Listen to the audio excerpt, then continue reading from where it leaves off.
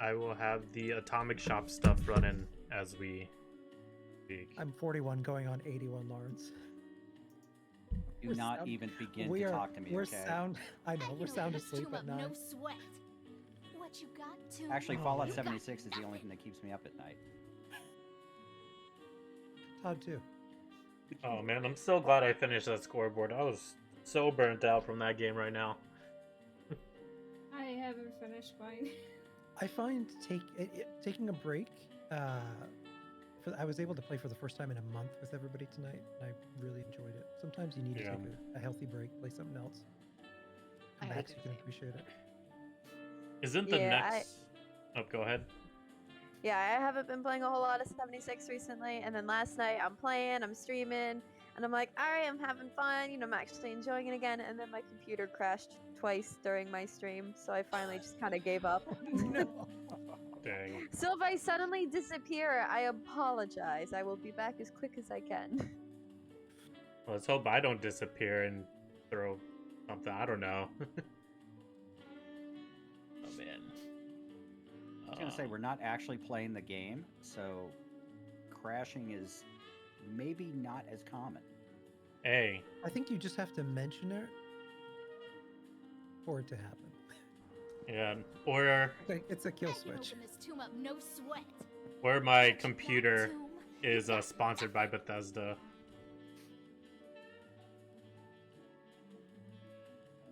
Let's see. Oh man. Oh, don't be doing that. Everyone slapped each other around. Okay. Da-da-da-da.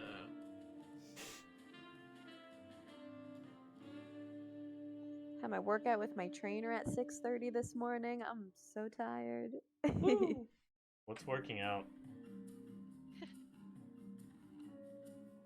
I gotta do it again tomorrow, but not at 6:30. At least I can sleep in. I don't have work. It's Saturday. Oh. Those workouts. I do. Yay. Yeah, I haven't been to the gym since school. I can open this I do tomb the up, no macaroni. sweat. What you got, tomb? You got nothing. Oh, let's see here. With like a yoga mat and stuff. It's weird. My I can open this tomb up, no sweat. it's not even my What you got, tomb? workout, You but got my work nothing. requires me to just like walk and carry stuff a lot. So I guess that's I know a workout. I don't know. Yeah, like I've been an aerobics instructor and stuff in the past, and I've never been able to build muscle, and I'm so proud of myself. Like, look at that! There's Dang. actual like muscle there. I'm so proud of myself.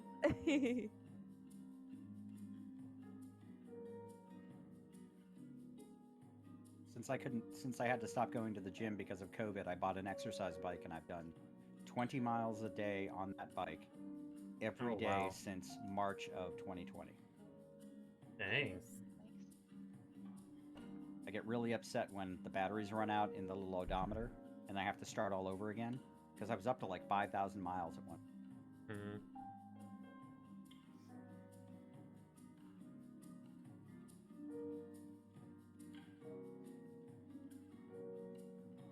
Hmm.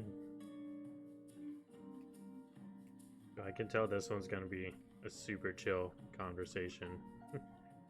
I think what was it? The one with Mutator was probably the most hectic one. Hectic. Yeah. In terms of We just were like very chatty. yeah. In terms of chattiness.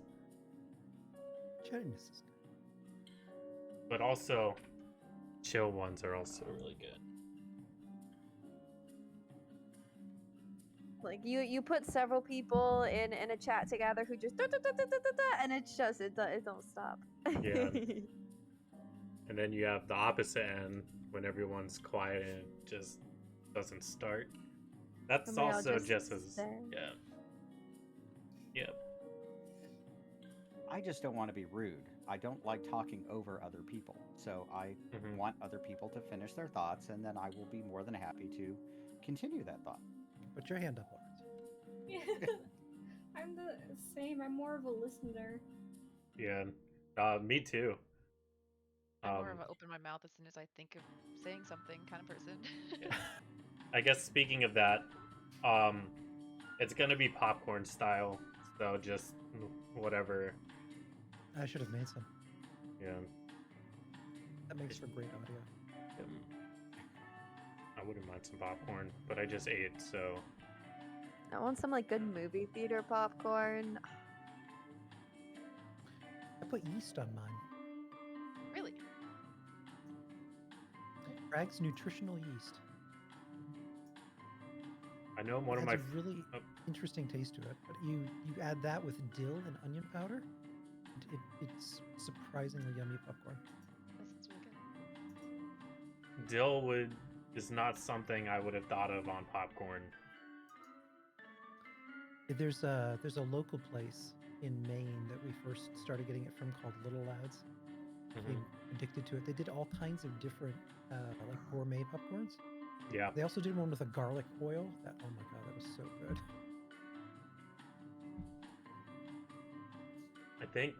I know one of my friends likes it with hot sauce. I don't know. Yeah, I can see that being Pop. good. Yeah, hot I guess it's gonna be messy. spicy popcorn.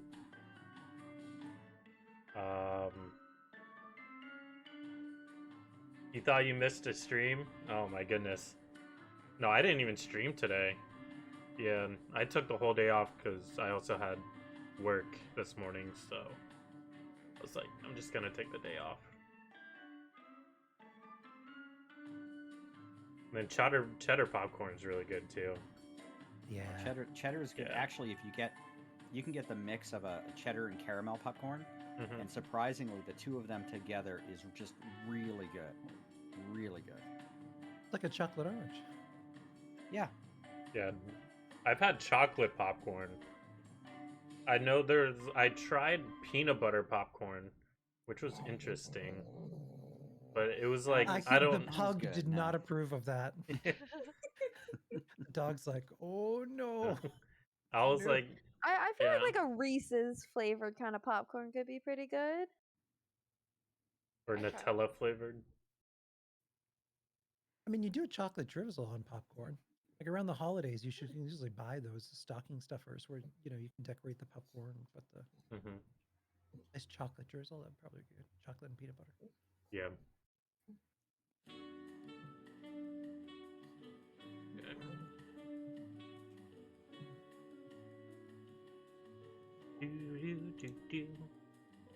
I watched Encanto the other day and it's all just been in my head. I can't get it out. I Really want to good. watch it.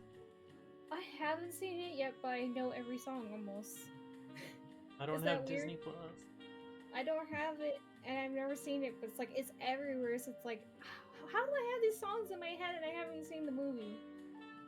That's how I felt with Frozen. I worked at a preschool, so the kids would come and sing in Disney all the time. I was never really a big Disney person, and then I worked at a preschool, and now I know like every word to every Disney song. I heard of my, Encanto's soundtrack was like on par with Frozen. One of my voice actors actually worked at Disney as one of the characters. Oh So wow. she would share stories about like some of the behind the scenes stuff, and they absolutely despised having to sing all the songs all the time. Hmm. Just because they couldn't stop. They would be at home cooking dinner and they would be almost like subconsciously singing the song. Yeah. I do that with the Star Wars theme song. I just constantly hum that. But which one though? Because there's so many of them now. The The intro. the intro, opening You're right, credits. Yeah. Yep. Yeah. Though I will say, I do like the Mandalorian theme. I really, really like. I'm still on the fence with the Boba Fett one. It's okay, but it hasn't quite. Started it yet. Welcome. I like the music. I think it's cool. Spoiler: Boba Fett's not dead. Oh yeah. At least I knew that. Yeah. All right, let's get the ball rolling here. Make sure my document's up. Okay, cool. There we go. What is up, everybody? Happy Friday. It is Friday, unless you're in like Asia or anywhere across the ocean. But yeah, we are back with another episode of Distinguished Guests. I feel like it's been a while. Well, it has been a while because it's the first one of the year, and we took a mini break. But yeah, we are back. Me being an awkward host like usual. But we have a great lineup today. If you guys don't know what Distinguished Guest is, exclamation point DG in the chat. We'll give you like a brief overview because I don't feel like explaining all of it. It'll take too long. So we have the one and only Chad Fallout 76 podcast. Yeah, I don't need a introduction for him since a lot of us already know who he is. We also have Lawrence from Modus Files. I just recently discovered him, so yay. We have also Bree, my co-host, who is also here. You've seen her in all the other Distinguished Guest episodes. We have Wild Ravens, aka I guess Wild Raven. yes. I was gonna say something with pugs, but I couldn't think of it. Like, Or nah, it's not yeah. obvious enough. Yeah. Or something with booger and ogre. Okay, that's Yeah. ogre, Yeah. not me. And then we have Miss Tracy, who I also recently just discovered. So we have a great lineup today. We have some questions sent in from the community that we will be answering here. And some of those questions came in from us. Some of them came in from you guys. So we'll just go through them. Quick thing, we will have Chad Fallout 76 podcast. We'll have to leave a bit early today. So just a heads up. Yeah, so if we don't catch yeah, we all have to go sleeping stream. Welcome. But yeah, thanks everyone who's dropped a follow and hosted, or if we can't catch up with chat or anything, sorry in advance. So let's get started here with question 1. I gotta make sure. Okay, here we go. Question 1, super easy. Do we start with Elder Scrolls or Fallout?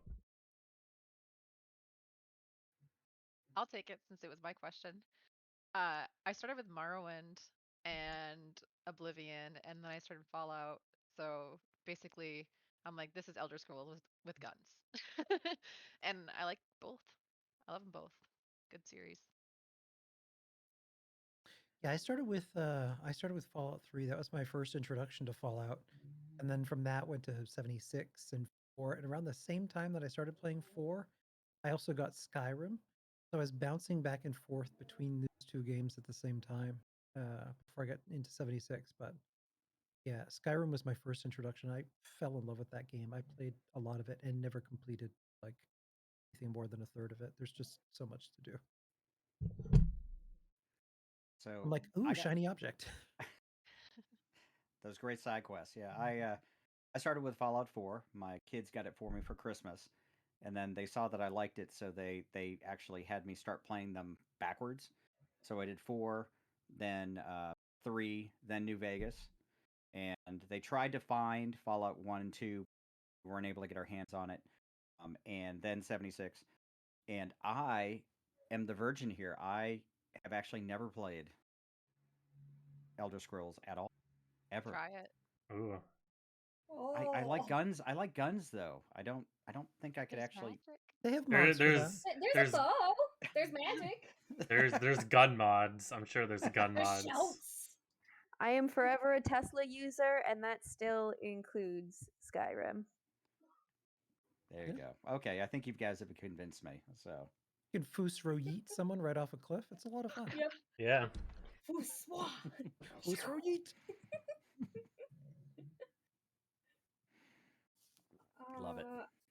I think Fallout 3 was my first, then Skyrim. I'm not 100% sure. It must have been really close, but I think Fallout 3 and then Skyrim and then either New Vegas or 4 next after. I don't have a very good memory, so like I don't know. One of the two, they were pretty close, but I'm pretty sure Mhm. Fallout 3 and then Skyrim after that. Well, I think that's how they were released. Fallout 3, I think, was first, right? Yeah. Yeah, So so that yeah. probably makes sense. Because I fell in love with that, and I was like, oh, let's see what this other game made by Bethesda is. Maybe I'll like that one. I've heard good things about the first one or something. Mm-hmm. So I played it and fell in love with it. For me, technically, I played Skyrim first, but like I played like 10 minutes of it. I think I killed a chicken, and that's as far as I got. That was the end game. um, so I played like a tiny bit of that, and then a few years later, I played Fallout 4. That was actually my introduction to Fallout. And then recently, I started getting back into Skyrim. I tried Elder Scrolls, but I realized I didn't really understand anything that was happening in that game. So I went back and I'm doing Skyrim. It's my first playthrough, and I'm having so much fun. Nice. I think for me it was Fallout 3. Because I was into shooters. Um and then it was Skyrim. But I didn't like Skyrim because I was into shooters. Um but then with Fallout 3 I didn't know how to play like a Bethesda game at the time. So I only did the story missions and it took me like the standard 8-10 hours. Then I went on. But I think New Vegas was really when I started investing into like Bethesda games and like that genre. And then Fallout 4 and boom, 1,000 hours later, here we are.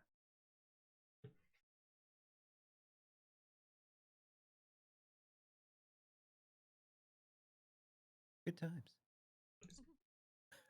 Did you go, Tracy? I don't know if you Yeah, I went. did. Oh, I okay. started. Oh, right. I was like, I was waiting for you. Anyways, cool. Well, that one's out of the park and easy. Question number 2. What is your most used or favorite 76 emote? The heart The all the heart. time. I think me too. The heart one, and second one might be the gift one or the Mothman dance one. But definitely the heart is my most used. Mm-hmm. Yeah, for me, it's the Mothman dance. Day in, day out. Yeah, After you kill something, and you're saying hello to a friend, when you're running for your life, when you're getting eaten by ticks, Mothman dancing. Gotta do it. you're getting That yeeted off the cliff. Getting yeeted off the cliff. I do Falling use the off a heart. cliff. I definitely use the heart a lot. I actually have recently started using the mushroom cloud head. Oh, that's a good one. The other one for you blew my mind.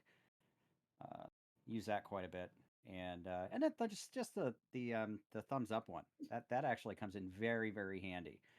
Somebody's trying to grief me, and I'm just sitting there in pacifist mode, and it's just throw them the thumbs up. Good job. You're doing a really good job today. Yeah, nice. I know for me, definitely. I really like the oh, Oh, wait, what? I think you were delayed, you, so I don't oh. know.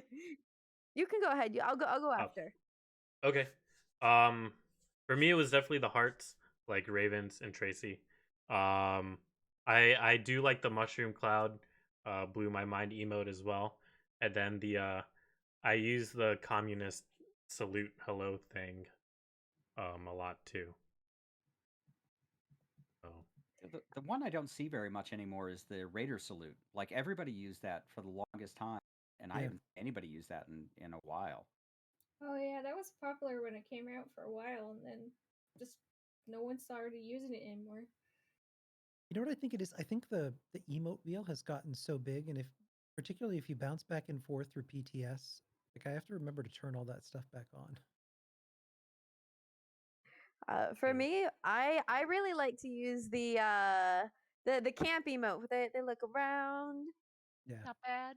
Oh, and then the oh yeah, the two thumbs up at the end. Oh, that is Yeah. like Yeah, like that one's so fun. I love it. Yep.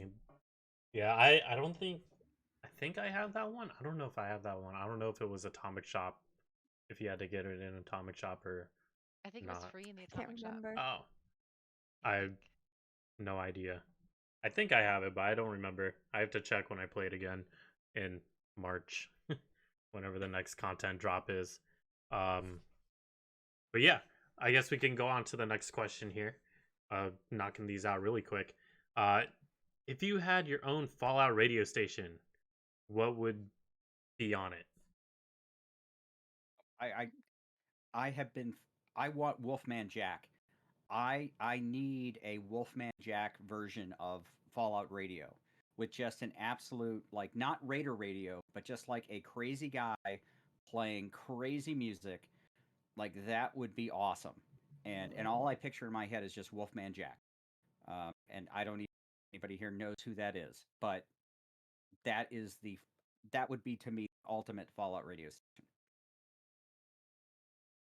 Radio plays. Just radio plays all day, day in, day out. That was one of the things that I missed most in 76, and one of the reasons that I started the show. I loved in Fallout 3 and New Vegas and 4, both those amazing radio plays. Um, Going into Fallout 4, the Silver Shroud with the Mistress of Mystery, the adventures of Herbert Daring Dashwood and his faithful manservant. Those just added so much great texture to the game. Um, and I'm so glad that now we're getting more of those now that they launched Pirate Radio. And the developers are going to keep adding to those stories, I found out, which is going to be really cool. So each season there'll be new stories added to that radio. That sounds awesome, but I think the Wasteland needs some more rock. Yep. I would That's have true. rock, and I would have like weird random metal covers of things. Like one of my favorite songs is the metal covers of DuckTales theme. Oh, from who is it? Our Last Night. Leo Oh something or yeah, other.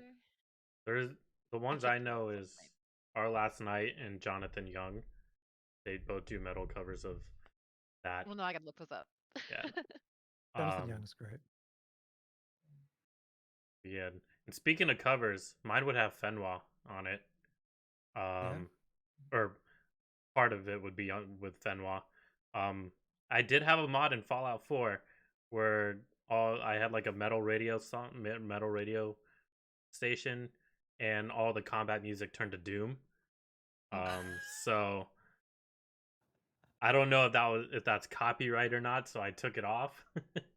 um, but that like you said, more rock or more metal or anything in that genre, and then like random dad jokes here and there, or like zingers or one liners. My Give the insult bot his own radio station, right? Oh Insult yeah, radio. insult radio. Oh man, my dream is just free DMCA free radio. That's all I want. Oh, that'd be so nice. you. Your lips to Todd's ears. I Wait. wanna listen to music while I stream. It's killing me. Like, gosh, that's one of like the biggest parts of Fallout, and I can't do it while I stream. I Can haven't you? turned the radio on in so long. Speaking It'll of be nice. that, we can't do the classical one, right? I don't think so. It depends on the year. Yeah, Because The song those, some of it I think is mostly DMC free, but there are a couple that are still not DMC yeah, free. I'm pretty sure they didn't have record labels back then for like most of those classic songs. Yeah, like from like a certain year and back, Yeah. but I can't remember what the exact year is. Yep. But it's also the performance because if it's a more recent performance of it, it Yeah. is actually still covered under DA. Yeah. So, Oh. Like a remaster. yeah.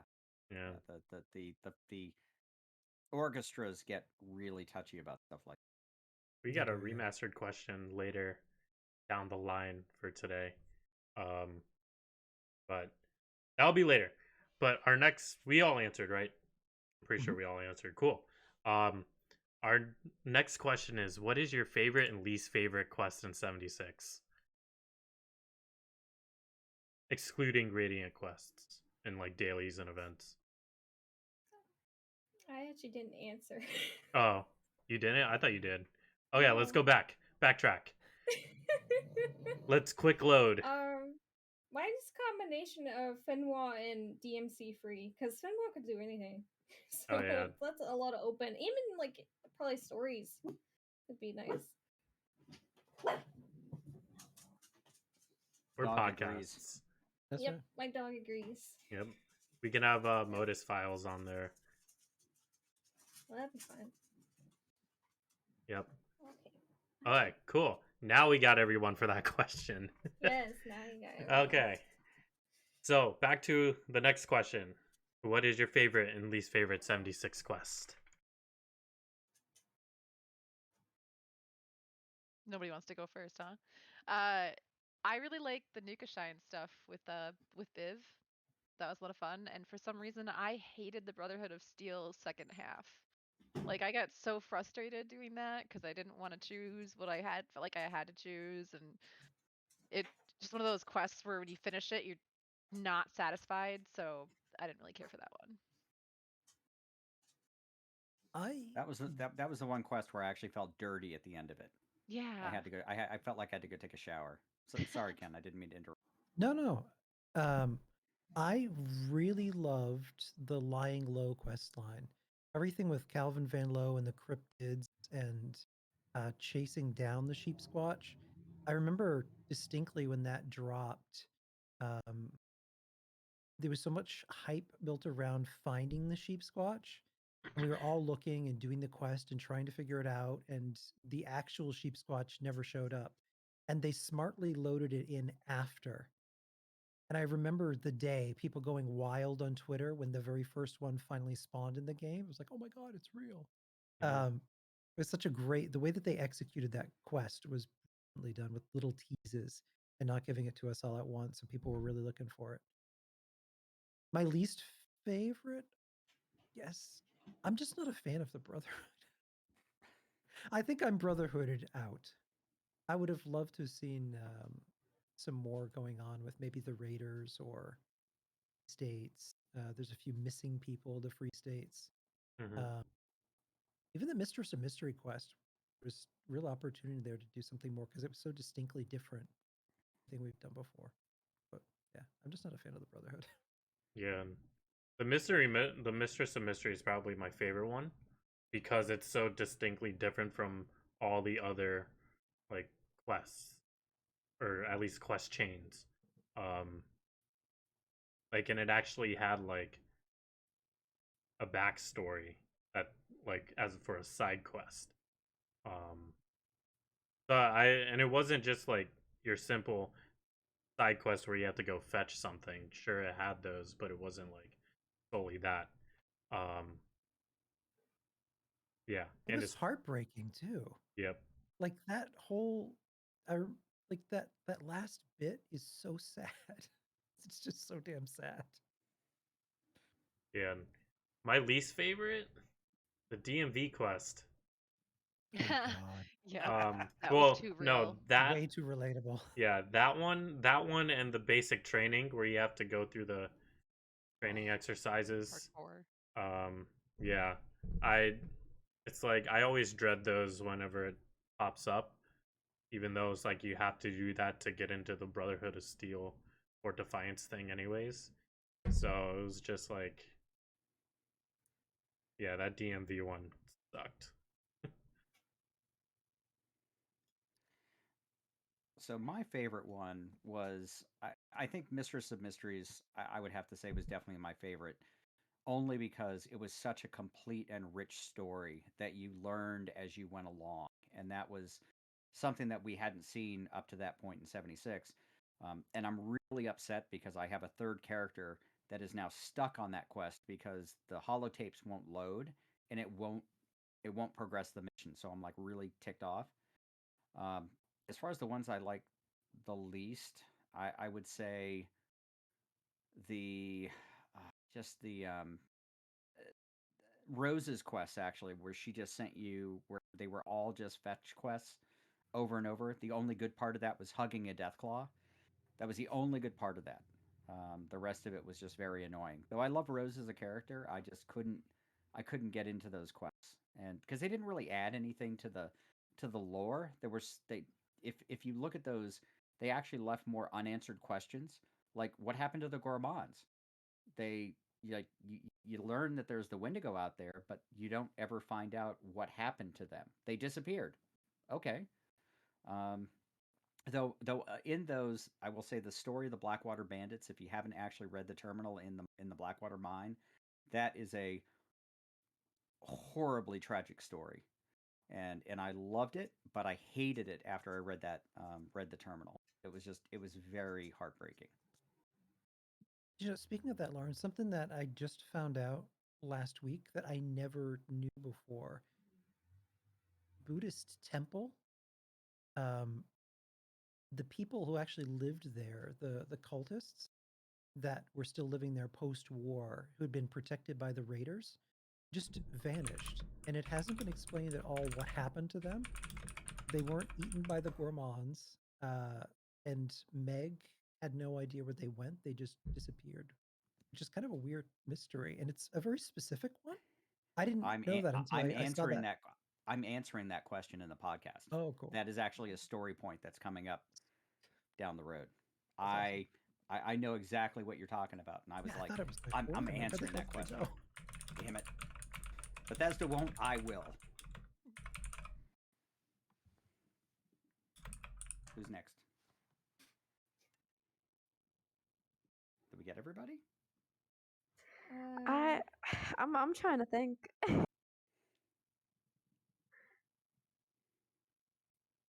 I think my favorite is Mystery of Mystery too.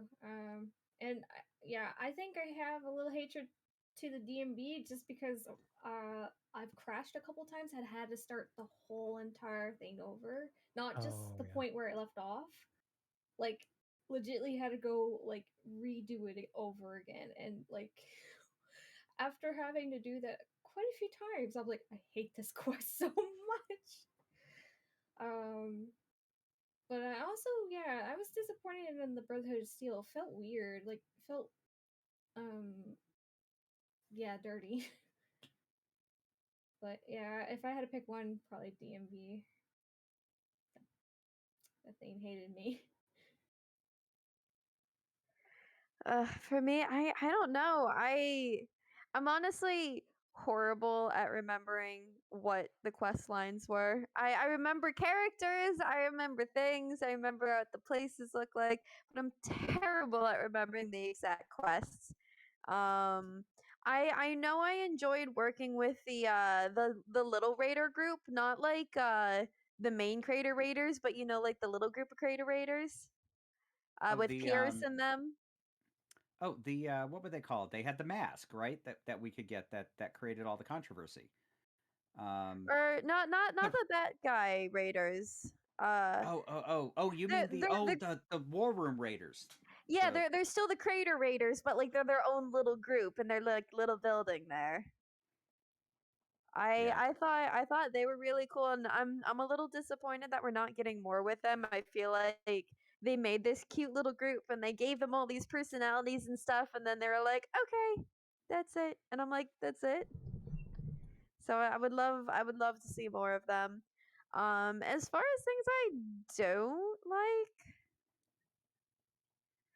gosh, can I say mayor for a day simply for the fact that I have not done it on my main stream account because I don't want the robots to be nice. If they're mean, I don't feel bad killing them. If they're nice, I feel like a jerk. So if I don't do the quest, then I don't have to feel like a jerk. It's easy as that. Look at it this way. If you're killing them, you're making sure that those bot stop machines keep working, keep cranking out. It's like oiling the gears.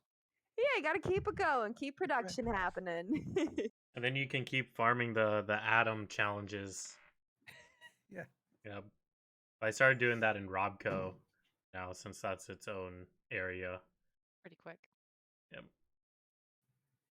I just touch off encrypted and finish it in like 20 seconds. So, And or a silo. But Yeah. we all answered, right? Making sure this time. Yeah. We did. Cool. Okay. Yeah. Where are we? Okay. Next question. Where would you want the next Fallout location to be for the next game? Be cool to have a New York one.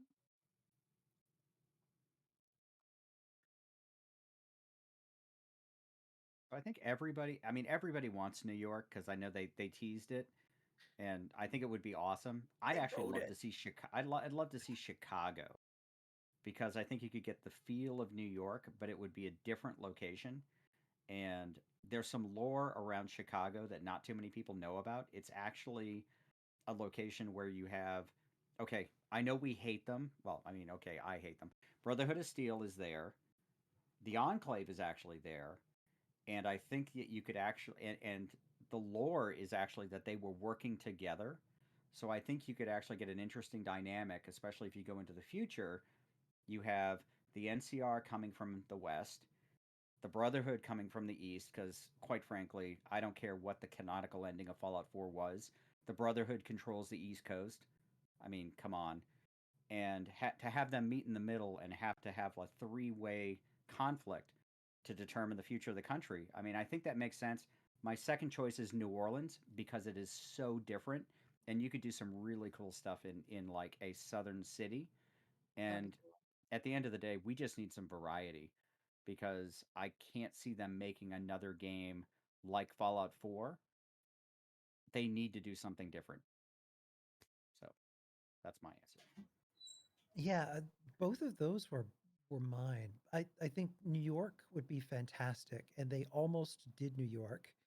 And apparently, they still have the concept document about what they were going to do in New York in a drawer somewhere.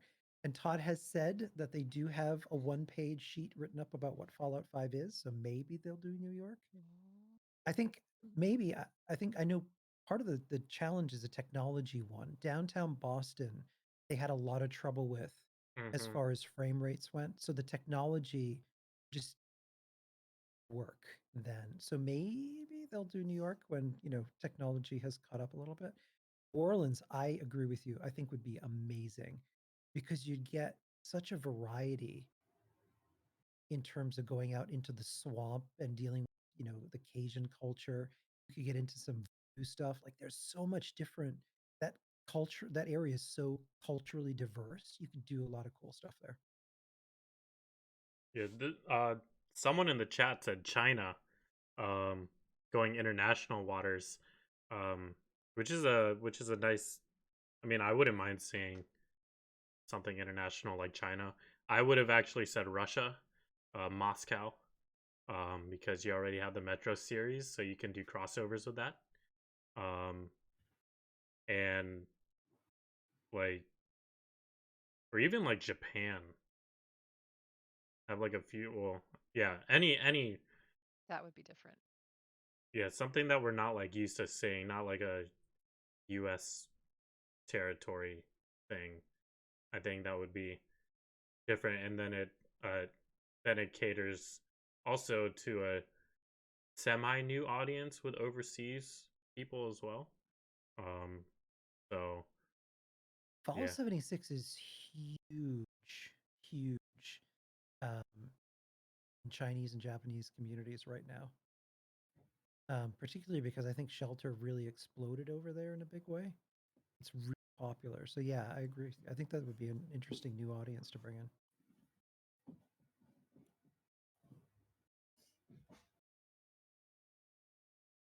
Anyone else? I think that'd be really cool, like Japan or even like maybe somewhere in Canada, because there's some I've never been there, but I heard there's some like really pretty places, and I bet there's like you, Canada's pretty big, so I don't know how much like of Canada they would do, but like I don't know. That'd be kind of cool. I don't know. I definitely would like Japan, but that's also I want to go to Japan, so even if it's just in video game. Captain Noob in chat. Fallout Australia, where the cars still work and the wildlife is crazy. God, No can you imagine way. mutated N- wildlife from Everything just already wants to kill you in Mm. Australia, and the same way it does in Florida. We don't need to irradiate anything there. Thank you very much. I Oh got my giant goodness. mutated kangaroos. Oh, that Just would be. a pissed off kangaroo, the size Super of a super Fallout. mutant. Yeah. Max radiation mutation. Rad joys. That's awesome. Definitely would have a lot to fight. I think for me, for where I'd want to see it, everyone already said my choices. New York is one of them because I'm from Jersey, so maybe I'd see like my hometown in a DLC or something. That'd be kind of neat. And I also would absolutely love to see China. I think they would really have to do a lot of work to make that work and make it good and make it appropriate. But if they could pull it off, that would be really freaking cool. What about the Pacific Northwest? Fallout Cascadia. I know there's already a mod Yeah. that's I know, which doing is on that. the way, So but and something that's really unique about that is because you get kind of this temperate rainforesty feel. That would be something really interesting where things are just lushly overgrown and wild. Oh, I would love that just because I grew up around forests, so Yeah, like tree everything would just be lover. thickly overgrown. Seattle just swallowed up by vines, and yeah, that would be kind of fun. Oh yeah, we got some vines. Can also do You gotta be careful which ones you are messing with. you can do the you can do like a Oh god, Midwest one. mutated staining metal. Oh no. It, yeah, you don't want to mess around with staining metal. Come here. You went Tracy, right? Mhm. Okay. New York. And just making sure. Okay. Cool. We all got that out of the way. This next one is what I saw Ken post on Twitter, so we're gonna try to elaborate a little bit more on this. Um, Hotly which debated. yeah, which I don't know if any of you in the chat has seen it on Twitter. Okay, But I'm he's sure taking over. some of you guys have. But which main storyline from any of the Fallout games, uh, the Drinking base water. non DLC stuff, do you find the most interesting or compelling to you? New Vegas, hands down. The fact that you could do it so many different ways. Like I went through and I 100% of that game, and so that means I went through every possible outcome and played through each time, and I love it. It's awesome.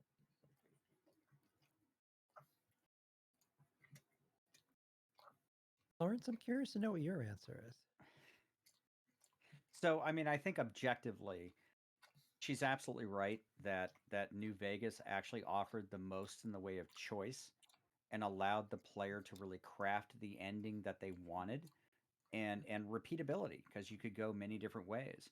I think I'm actually going to surprise you because I know it's not a main quest, but it's the closest that I can think of that I playing, which was actually Far Harbor, because I felt like there was actual moral choice that you ended up having to make there, and you were confronted at the end of that with saying, do you do evil but for the greater good, which is actually kind of how I've embodied my podcast, which is sometimes you have to do really bad things to get the best outcome. So of the storylines, that one to me was actually the one that I enjoyed the most. New Vegas just got a bit repetitive. I think Fallout 3 was a little bit more jingoistic and it kind of like you were really only going to go one and the only reason you went bad is because you wanted to hear three dogs say really bad things about you on the radio, which I always thought was really cool. Um, Fallout 4 was fine, but again, not real choice at the end of the day. I would really love to see them go back to the New Vegas style, but update it with, I mean, just update it. I mean, I thought that was probably the pinnacle of Fallout storytelling, and the DLCs only made it better because it actually built on the stories that they had. But like I said, in my heart, it was the choices I had to make at Far Harbor that made that game resonate for me and say, you know what? Everything I did before was fine. Boy, I really had to think hard before I made my final decisions at Far Harbor.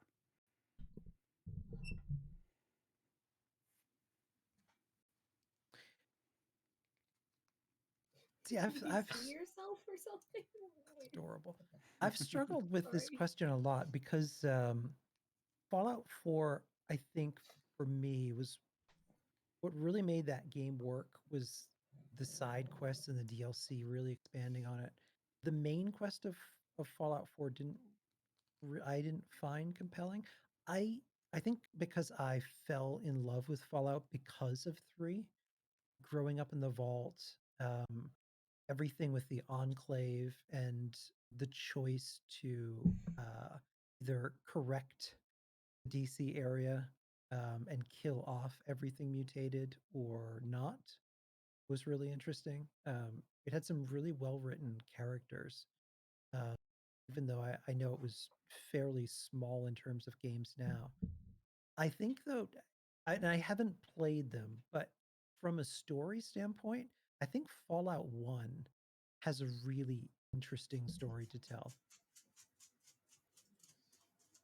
that is just so different and really cemented the series.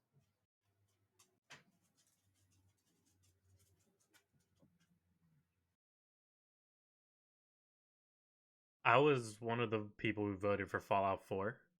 Um, but technically my heart's with Vegas, New Vegas. Like Lawrence that it like objectively is like superior in almost every possible aspect of a open world RPG slash Fallout game. Um, but with Fallout 4, that's when I really like started trying to 100% that game, and like what you were talking about, Ken, about just all the side stuff as well. Um, but like I also agreed that the main story for Fallout 4 was kind of bland up until the reveal. Um, like when we got like everything was just average, and then like the reveal was like the only like to me it was the only real like big like moment in the main story. Um, and I loved it. Like I loved it, and everything like after that, even though it like what Lawrence was talking about, it doesn't give you like the choices like New Vegas or 3 did. Um, and which I wish they did that differently. But um, yeah, You know, I think, and I've been thinking about why it didn't, and I think the reason that it didn't quite hit and it didn't get revealed until later, a really, really, really important piece of information had been disabled in the game for the longest time. And that's in finding out if you actually hack one of the terminals in the Institute that you are, in fact, a synth. I think if you knew that as part of the main plot, it reframes the entire story in a little bit of what you dealt with Dima in asking yourself, well, what is consciousness?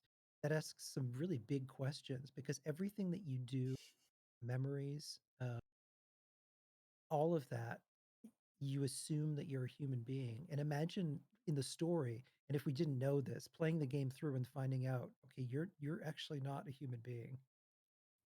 That would be a way different playing experience, I would have think. But it was And just accidentally switched off. so I figured this out a while back that there's a huge clue the moment that you actually get out of that cryopod. that on whether or not you're human, and it's the fact that you can actually use VATS Yep. before you get the Pip Boy. Yep. I forgot about that. And there is an entry in the Institute where they describe exactly VATS as part of their advanced generation sets. So sorry if I spoiled that for anybody, but that's actually the secret that Todd Howard said years, I think like 2 years later, was like, oh, it's a secret. No one's figured this out. It's like, well, duh, you use VATS without a Pit Boy. How does that work? It's because you don't need one. The mind blown emote. um, yeah, yeah. I knew about the Terminal Institute. I never really like did a deep dive into it though, but I knew about what you were talking about.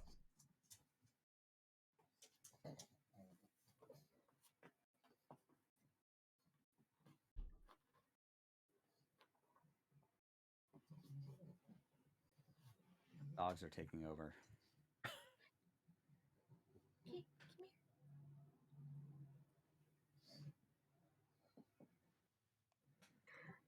I don't think I answered that one yet. Um, I guess it's hard for me to say. I might go with Fallout 4 because that's my nostalgia game. That's where I started. That's what made me fall in love with Fallout. You know, I really fell in love with the railroad. I thought they were so much fun. I really enjoyed, you know, the whole synth thing, you know, the whole debate and just the whole concept of that in the game. And yeah, I just really enjoyed it. Like I said, it might be a little bit of nostalgia for me, but I guess I would go with 4 for the base storyline.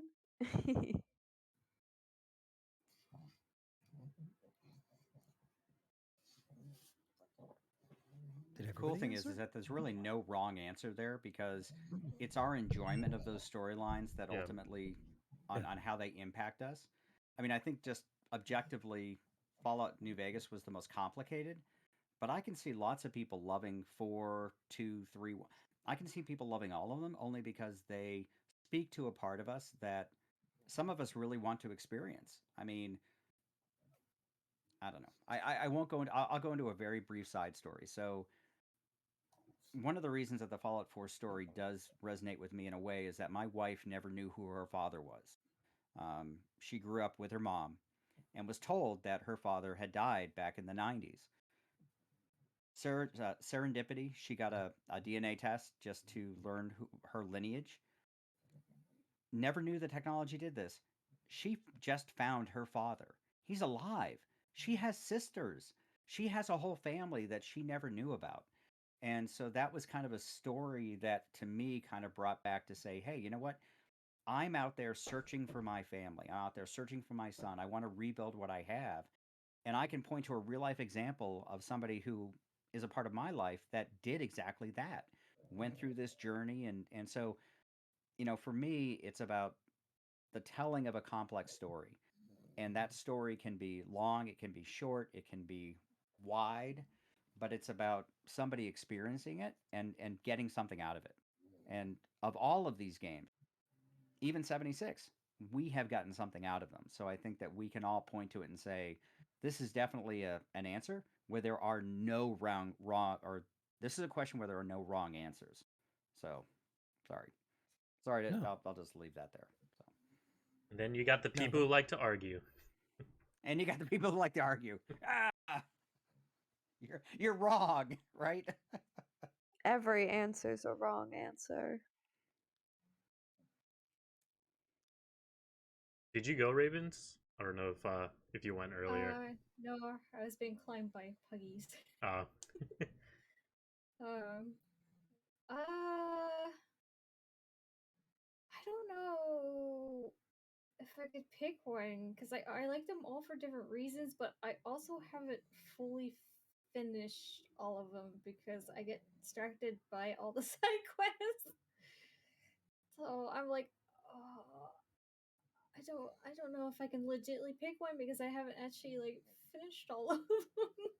because I'm like, oh look over there, oh look over here, oh what's this, oh, so I don't know how to pick one because I'm just like I don't know, but I love them.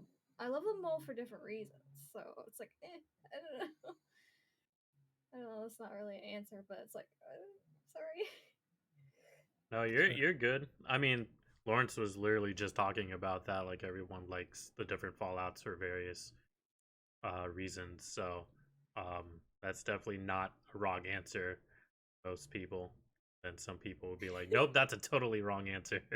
You have to say New I'll have Vegas to. or you're wrong. Oh, okay. I have to like finish all of them and then Yeah, then answer. yeah, So I have to come back or something. nice, nice. And I guess for the next question, kind of segues into what we were talking about Pip-Boy and Vats. How much do you think a real life Pip-Boy would cost? Can it do all the things a Pip-Boy can do? Yes, Are we every talking down to Fallout 76 Pip Boy or like old school like freeze time Pip Boy? uh Where you can man. take more time to aim and bring it out anytime. let's go Like with which version? the freeze time one, because then that would definitely raise the money price on that. I would probably I feel So like it would be. Oh, go ahead. Oh, I was just going to say, to clarify, is this in Fallout dollars or is it in actual dollars? Oh, Because you have to real, factor in like the yeah, 1,000% inflation that they were under. U.S. dollars. Okay, US Yeah, dollars. Okay.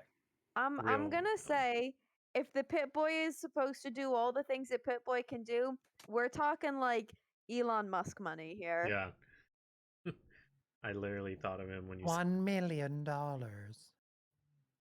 if Yeah, only it was millions, that cheap. billions. or Doctor I Evil. have my Fitbit has Oh a wow. Pip Boy on it, You have to Oh. and sell that was your whole. $200, but it doesn't stop time, so not in the same category. Nice.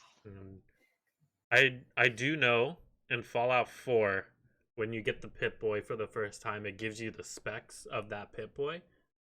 I don't know the specs down to its exact number, but I I assume that can play a role into it. I would say at least $25,000. I just giving a round number. $25,000. That's what it would. I was definitely thinking six figures. Well, not even six, seven figures. Vault Tech discount. Yeah. Yeah, if we were talking about like the 76 Pip-Boy, I think it would lower the price because it doesn't freeze time. Do I like eat, drink, and do my drugs through it too? Yeah. Yep. We're gonna have to raise the prices. You can't go behind me. There's already a plug behind me. Wait, so does the Pip-Boy connect to the backpack that you have on since it shows like your whole inventory? Oh, you're getting too deep now. Down the rabbit hole. And then does the skin matter? Like, how does the You can connection have the work? fast Like, travel yeah. anywhere. Be so nice. Yeah, with the Oh, fast travel airplanes. capabilities. No buses. Imagine cars. getting dressed in the morning though. Just boop boop boop. All right, let's go. Or Well, accidentally so getting thirsty and then taking your pants off in the middle of the grocery store. oh man, my wheel's broken. All right, so Okay. legit question. Can you take a Pip-Boy off? I don't think they do come off because every time you find a dead vault person, it's like still on them. Like the only time you took it off is what Fallout 3. You took off a dead body, a dead skeleton. No, that was Fallout 4, 4. so you Yeah, got it off Fallout the 4. yeah, but Fallout 4. Sorry. yeah, because I always wondered, like, how do you shower with a Pip-Boy? Well, I guess you have to find out in There's a lot of 76. Well, I guess in 76 Delicately. I was there gonna are. say I don't think there is showers. In In our 76 camp. there is. Yeah. there is. Yeah.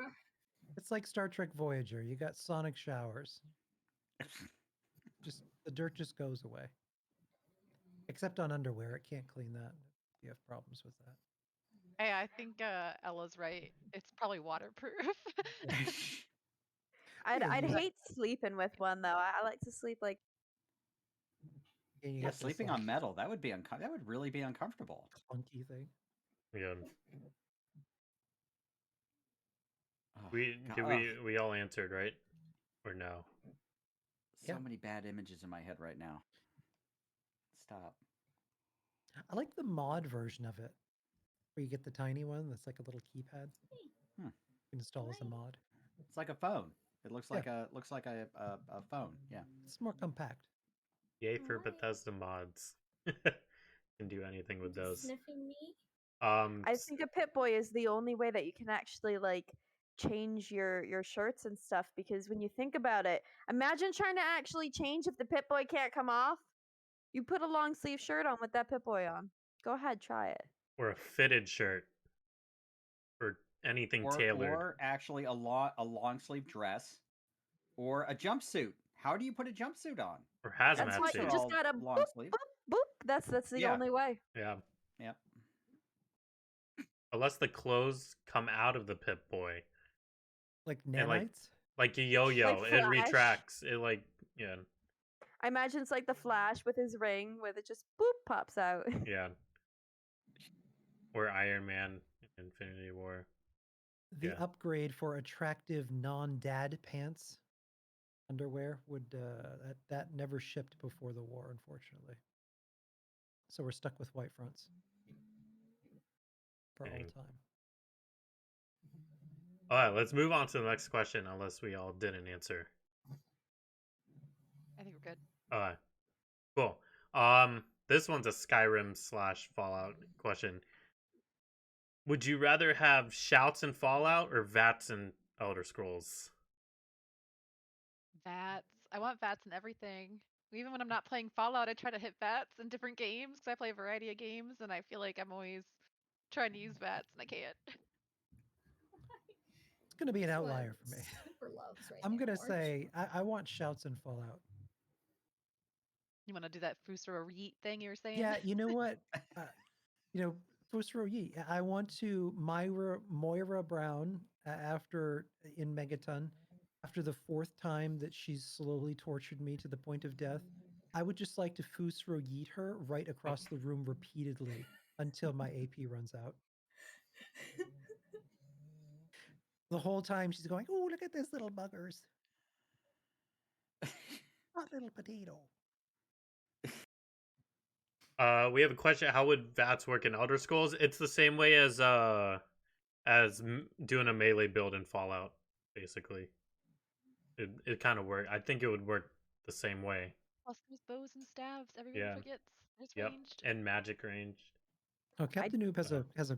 a point though. Cinematic kills using VATS would be great in Elder Scrolls. That would be really dramatic. I guess time to make a Oh. mod. That's definitely what I miss in Fallout 76 is those cinematic Yeah. well, that and also taking people's heads off with a railgun. I miss that too. That's one of the things I love most about Fallout 3. I loved that bullet time, and even Fallout 4, I think, had it too, right? Because there's Or slow down. it's Yeah. where things Yeah. slow down. You can see, yeah. Those Can't really I do that in guess- a live multiplayer game, though. Yeah, I know. Synth pretty asked sure if there's a mod. Yeah, I'm pretty sure there is a mod that already adds VATS into the game. Oh, awesome. I guess you I could want make a to mod VATS for. people back to life. No. Oh, yeah. I want to summon my dragon into Fallout. That would be awesome. Combat the I- Scorch Beast. That's what they're saying in chat. Yeah. Yeah, I want shouts in Fallout because oh my goodness, you could bring isn't there a shout to bring somebody back to life? Or summon a That'd be so dragon. fun. Or summon a dragon, freeze people. There's so many shouts. Yeah. If there are no rules, I want to be a werewolf in Fallout then. Or a vampire. Or a vampire. Well, if you're I just wanna vampire, be I just want to be a ghoul. Let me be a ghoul. Why can I not be a ghoul in Fallout? Stop It's part disrespecting of the us, game. Todd. Wish. Isn't there an alternate start mod in Fallout 4? But I don't think that changes your race though, or species. Yeah. I mean, I You can play in Fallout 3 as a child if you glitch your way out of the vault. I'm not even kidding. Yeah. I I've seen that video. I firmly stand by the idea that if we get to play like a ghoul or a super mutant or something, there better be some actual story to go with it, because I'm honestly gonna be really disappointed if it's just a reskin of a regular character and there's nothing else to it. Yeah. That would be quite sad. I actually wrote like a whole like 3-page breakdown of what a character would have to go through to become a like the prompts and how much radiation it would take and what would be the pluses and minuses of having that happen. And I'm really hoping that in Fallout 5 they actually start giving us the options to, I mean, character creation has got to go to the next level. I mean, just look at Cyberpunk 2077. I mean, it has advanced. I mean, heck, maybe we'll see it in Starfield. Who knows? But at least Fallout 5, definitely, I would love to see that. But uh, I still think VATS in Skyrim would make a lot of sense. But but I also think that heck, bring in shouts to Fallout, make it that much more interesting. Why not? Right? Yeah. Why can't it be Yeah, both? because even with the being a ghoul, you would have to worry about constantly maybe going feral. That'd be kind of cool. Like maybe Yeah, you would have that's to like, that's like one of the yeah, death animations is you yeah, becoming a feral ghoul. That's that'd be so actually cool. kind of cool. Because You that know, is some of their concerns in some of the other games. Is like they worry about one day becoming feral or losing their mind, or someone or having friends that have lost part of their mind, but they are not fully gone. Oh, there was that'd an early concept of Fallout 76. One of the developers was telling me this story. The idea of the cannibal perk would be you can't use it too much, or eventually you would turn into a Wendigo. Oh, How that'd be cool. cool would that have been? To be a That makes total Wendigo. sense. Yeah, That would be so cool. you become Wendigofied. Or even super mutants, because I mean, technically those are human. Or yeah, used you Mhm. to just be fall human. into one of the vats at West Tech, and you Exactly. Yeah. come out and you're a super mutant, and your intelligence is now 3 But your permanently, strength is through and the roof. yeah, but your strength is like 20. I mean, there are a lot. There's a dedicated super mutant community in this I'm a super Fallout world. mutant. Yay! Yay! Super Yay! mutants are cool. I love them. Or might as well add sense and like other things on there. Yeah. I to be fair, I think that Fallout 5 they should like remove all the walls. If they're going to make it an open world game, let it be open world. Let the players be able to chart a course and you know, put in the pluses and minuses. I mean, since super mutant schools, make it something that the players can actually start working with, because there are enough role players there. I mean, even somebody like me. I mean, I would come up with with the most unique character that I could find, and if I had minuses to that, I'd work around it. I mean, legendary armor, legendary weapons. There's plenty of ways to make up for that stuff, but let me be who I want to be. And they Well, did they it in did. Skyrim's. Oh, I'm sorry. I was going to say they did it in New Yeah. Vegas where you could choose, your route and you had a different story. They could do that, like maybe you could choose to fall into that vat, or maybe you could choose to be irradiated and become like there should be different endings and everything like that. That'd be cool. Yeah. Well, we all answered, right? Yeah. Cool beans. Cool. Next question here. Do you prefer single player or multiplayer with Fallout? This community is so awesome. I love the multiplayer. I mean, I did love the single player, but I feel like I can never go back. I have to Uh, say, yeah, go ahead. No, you go ahead. I have to say multiplayer only because as much as I love Fallout, this game changed my life in so many ways. And without it, we wouldn't be here. It'd be very unlikely that we would all be collaborating like this, creating stories like this, raising money for charities like this. Like none of that would have happened if 76 had never been a multiplayer to bring people together. Which I know probably isn't a popular answer, but that's my justification. I would have to say multiplayer because multiplayer can be single player. You don't have to play with somebody. There's tons of times like I have friends that are on my team, but we're all doing separate things, doing separate quests, enjoying their time. But then we can come together for like an event. So it's like a combination of both. Like, so I like it a little bit more, but I like both, but definitely multiplayer because it's like you can still be single player and have like people there, if that makes any sense. If Bethesda could come up with a way to bring the two together in a way that I could actually have meaningful choice in a multiplayer environment, I would love that. But I have to agree with Ken when it said when I never played multiplayer games. I have horrible hand-eye coordination. I could never play Call of Duty and I could never play anything where I was playing against other players because I'm just awful at it. But I got into Fallout and experienced like true friendship. Like the first person I really befriended in this game, I come back to my camp. He's walking around with area chat on, going like, "Oh man, this guy's camp is fantastic, but look, these walls have been messed up or whatever. I'm just going to repair it." And that one single interaction in the game led to the creation of my podcast because I made a friend who helped me develop a story. I If I was just playing single player Fallout, that never would have happened, never would have had that experience. There is something truly extraordinary when you take a single player community and you force them to play together.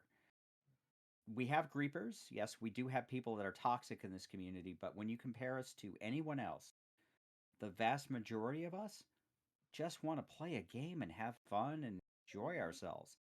I was at a rave last night, like an honest to God Fallout rave, and it was incredible. I didn't understand anything that was going on, but it was still incredible. Um, but it's I wouldn't necessarily say that it's the game so much as it's the mentality. And I hope that Bethesda continues to encourage this in the future. Um, but they have to figure out how to deliver content to the community in a way that I, as a single player, still love to experience a story in the way that I want to experience it. And they haven't cracked that code yet.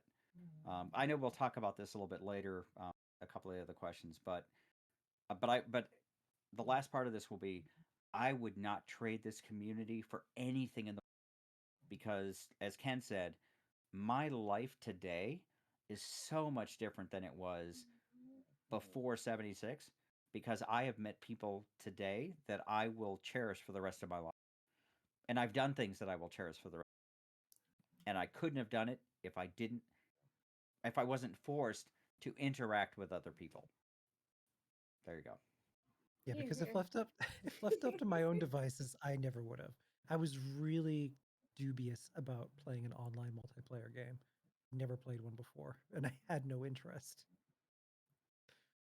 To contrast the sentimental statement there, I definitely do enjoy multiplayer, but I'm also surprisingly a very antisocial person at times where I don't want anyone anywhere near me when I'm in my game. I want to do my thing. I want to do it my way. I don't want anyone helping me, and I just want to just be quiet and go over here and do the thing.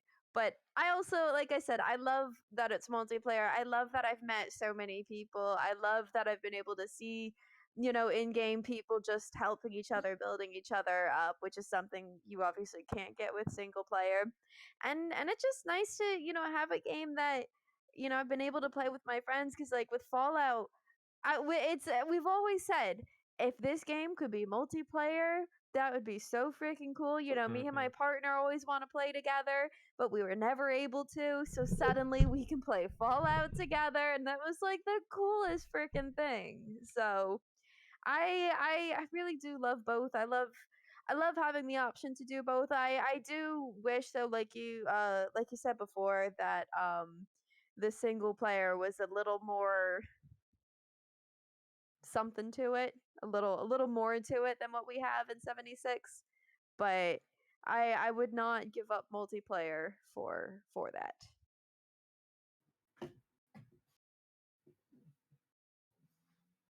I think I'm on the same boat with Bree. I love both. Like there's pros and cons to each, obviously. Like with the multiplayer, I wouldn't be like in this community if Fallout wasn't multiplayer.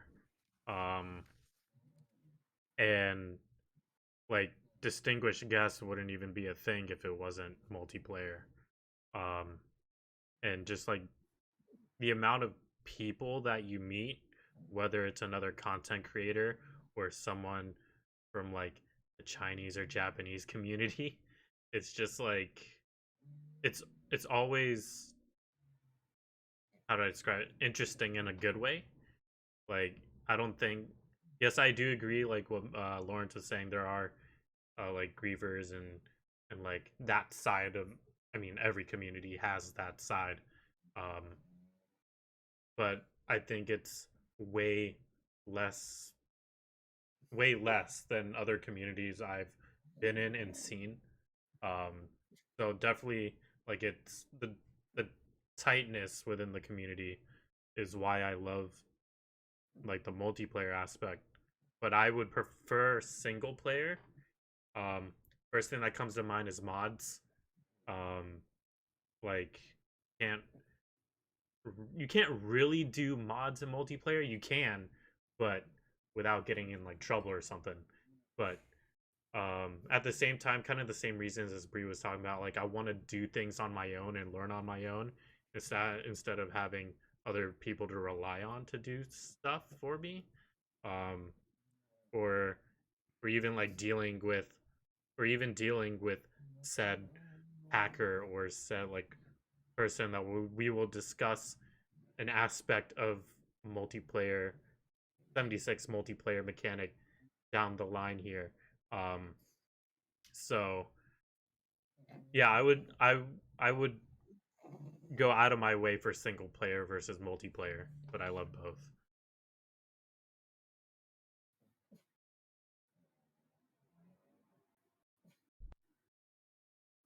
Wolfie's got a good point there that like you could do separate servers for mods if you wanted to do multiplayer mods. Oh yeah, custom worlds. I suppose. Yeah, It's Well, the first. except make custom worlds relevant. You know, yeah, It's the without first. progression, doesn't make any sense. No, It's it the doesn't. first step technology-wise to go in that direction. yeah. They're adding progression. I assume that's in the next content drop in March. I think it's March, right? Yep. Yep. So, yeah. We all answered, right? Yeah. Cool. Okay. So I guess the next couple questions we can bullet point our answers. We don't have to really go into description here. Um, what Fallout like main city do you want to live in?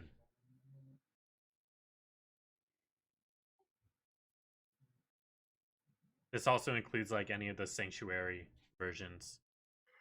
Diamond City, because I just feel like that's one of the safest.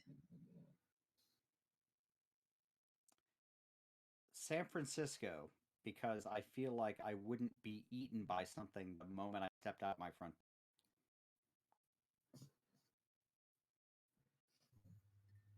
I couldn't pick for this one. Like I thought about this for so long, but I don't want to live in any of them. Sounds terrible. I would live in the Institute Oh, because, yeah. Okay, which well, one? hear me out. My origin story would be, I would be a supple synth scientist, human, but I make attractive sense. And I just woke up one day and said, "This is just wrong." So then I would sneak out and like get out into the wasteland and try and warn people. But until then, it's nice and clean, nice clean lab coat, clean underwear, Clean showers too. showers.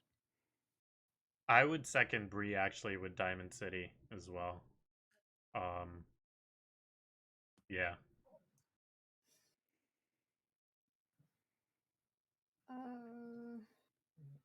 I don't know. I'll wait until another location probably comes out and maybe pick that. I don't know. Like I don't know. Not even Sanctuary Hills or any of the Sanctuary stuff. Not that I know of. I don't know.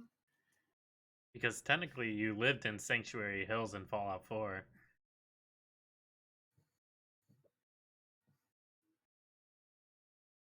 I mean, I did. Is this before the bomb or after? It's just general. Just face value. I don't know. I can't pick. Fair enough. So we have two undecided people. If you guys have answers to those questions later on, you guys can just say them. Well, I've been thinking about it for weeks, so I don't think Oh. it's gonna change. Fair enough. All right, next question. What endgame nuke boss drop zone would you like to see them add? What was that radioactive super mutant kangaroo You we talked about what? earlier? No, but I think a behemoth. Fallout would be cool. Is that Motator just raided us? Oh my Oh goodness. my goodness. Oh my goodness. Now I have to do my Motator. Motator spiel. I I had to do my Motator spiel. Hey, can we get a shout out for Motator, please? Yo, Motator, thank you so much for the raid. How was your stream? Yeah, we're gonna halt this for like a minute or so. Tater Nation is Yeah, in the house. the Tater Nation just showed up, guys. I'll wait for a Twitch ad so we can answer this next question because there's always a Twitch ad for whatever. Yeah, I can go real quick. I would say White Spring and do a robot boss. Yeah. Seneca Rocks and fighting the great North American Thunderbird cryptid from hell. Oh, that thing. That was just a baby. And nuking Seneca Rocks will really piss off its mom. Rodan, because it would be like Rodan, like Yes. coming out of the mountain. Oh, cool. Yep. Can I fight Grafton's mayor so I never have to listen to him go, "It's Grafton's mayor"? Because oh my goodness, my game was glitched, and every time I logged in for months, literal months, my game would just start off, "It's Grafton's mayor here," and I'm like, dude, please, I've done your quest, leave me alone. Didn't matter where I spawned, he just followed me. A more of a nightmare would be like nuking the airport and then Sanjay coming back to life. It's Sanjay. Gigantic cool Sanjay. Oh my goodness. Wendigo Colossus Sanjay. What about the interloper? Waking him up with all of the evil vines and that would be quite the battle. That'd be really cool since everyone was hoping that would become a boss. Yeah. Or wanted to know more about that. There's not much info on that person. I hope they do something with that now that the I really cult is do, so because that everyone would freak out about that. Yeah. I kind of want the behemoth to become something more. I was actually really disappointed in the behemoth in Fallout 76. Like, I remember running into my first behemoth and just popping up and I'm like, I got so scared. I was like, what is that? Oh my god! And I like had this massive thing, and I was like it was so freaky. Even in Fallout, like in the other Fallouts, it was always like this huge like behemoth guy, and it was like scary and cool. But in Fallout 76, it's like, did he shrink? Is he smaller? Like, you're kind of underwhelming. I'm a little sad. So that'd be kind of cool if like if we could like nuke I think it's called Salmon's Pond or something pond. Yeah, Solomon. Solomon's Pond. Solomon's Pond. Yeah. That's like one of the locations, and there's a couple other random ones. But if that would be a nuke, and he'd get like even bigger or massive or something like that, that'd be kind of cool. At least I think. Like Power Rangers. Bring it back. Could be Mad Dog Malone's uncle. Make my behemoth grow. Oh my goodness! Actually, right there. Actually, just give us Magdad Malone. Let us actually kill him. Like, let us nuke the dam, and he turns into a behemoth, and we actually get to kill him. So we do not have to go back there again. He gets covered in Yo. toxic irradiated human waste and grows to a very large size. As long as I can still hear the radio say Mad Dog Malone, I'm happy. Or you could do the same thing with Rose. Oh no. Nuke Rose and make her turn into a super then- Rose. I would love that. Yeah, and then you kill Rose, so you don't have to hear her a lot say. of people happy to kill her. What about Modus? Just Welcome. rising Do not up, touch my Modus, okay? Do not. No. rising up out of the White Spring like a giant Gundam robot. Oh god. I just want Does he get to do like the pose? Can he do like the Superman pose? Like the Is that and a Voltron sword? And, on and on that note, I have to say goodbye. Oh, bye. I have to Oh, go you to gotta tell bed. us where to find you. Yeah, Ken has to go to bed, guys. Good night, everybody. Good night. Yeah, everyone go follow Ken or Chad, whichever one you want to call him. Awesome dude. He's one of the leaders of this community. Tracy, did you answer? I don't know if you answered. Yeah, it was the super mutant behemoth and that monster we talked about earlier with the kangaroo. Okay. Oh yeah. The kangaroo guy. My second option was Mothman, nuking the moth home. Yeah, I would love this. Yeah, Mothman, Queen or King or whatever. But yeah, let me give the intro from Motator's little raid. Guys, welcome in everyone from Motator's stream. How was your stream, Motator? I know we gave Motator a lot of different shout outs here. But yeah, we are doing an episode of Distinguished Guests. If you guys don't know what that is, it is like a loose roundtable of Fallout community members, whether they're content creators or just members. We answer questions sent in from the community, and we just talk about them as well. So, yeah, we had Ken, we have Lawrence from Modus Files, we have Bree, Miss Tracy, and one of your Sloth Crew members, Wild Ravens. So it's a great lineup. So yeah, where we leave off. Ooh, this next one is like kind of the halfway point, probably more than halfway. We can elaborate a little bit on here. Story behind your username. Oh, I'll go first. My name is Tracy. I'm done. We'll go next, and I will point to the flag that I have hanging on behind me. So, Enclave forever.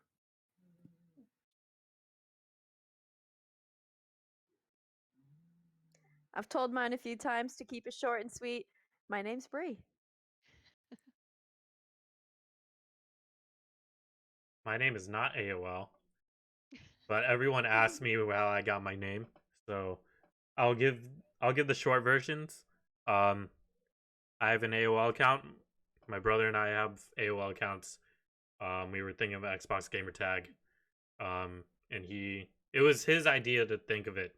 So I kind of like took the mantle of the name when he stopped playing video games. So there we are. So my name is kind of a combination of a lot of things. So mostly Raven from Teen Titans, but Raven from the poem The Raven. But mostly, some ravens are a lot misunderstood. So a lot of my name comes from that. And originally, in a lot of lore, ravens were white until like they either got punished, and depending on what version you're going with or what culture, their feathers were tartared, or they got punished because they messed up being the messenger of God. Like it's a weird combination. Like I have a lot of lore behind my name, but I just like wild ravens, yeah, because you'll never know what you're gonna get with wild ravens. But it's like there's more to it. But I'm just gonna simplify it because it's more than just wild ravens. Um, so I just mostly like it because like ravens are very misunderstood. So I felt like it fit me, and wild because I'm I'm not a caged bird, and some lore behind the wild part. Thank you, Awesome. Mama. Nice. But more you know, right? Yeah, there's a lot more. I was like, I don't want to take up much more time, but there's like a whole lot of lore behind ravens and stuff. Yeah. Cool beans. Okay, so the next question. Um, if there was a meetup, a real life meetup for the Fallout community, what do you think we would do for the day? Fastnacht! Oh my god! Oh my god! Actually, I want to do the original Halloween event. We can run through the Greenbrier Right? or through the well, whatever it's called. Yeah, the Greenbrier, the real place, and blow up people's cars and like graffiti. That would be like awesome. Totally like if Fallout. Yeah. There's plenty of things we could do, but honestly, I think we'd all just be sitting there taking pictures like the whole time. Or camp Pictures of each building? I other doing photo mode poses. I really want to take pictures in the spots where like all the like corpse things, whatever the frozen, whatever they are. I can't think of the word. The radiated The corpses. sport. The dead scorched, the Yeah, frozen scorched. yeah, and I Mhm. wanna just get like a group of people and just take a picture, like post as them. Just Yeah, photo mode, and camp building. Everyone just builds one camp. Um, yeah, Here are my sticks. Here are my sticks that I'm putting together. There you go. yeah. I can't get the. Um, I don't have double-sided sticks. I can't get the walls. What? What? Pillow What? forts count?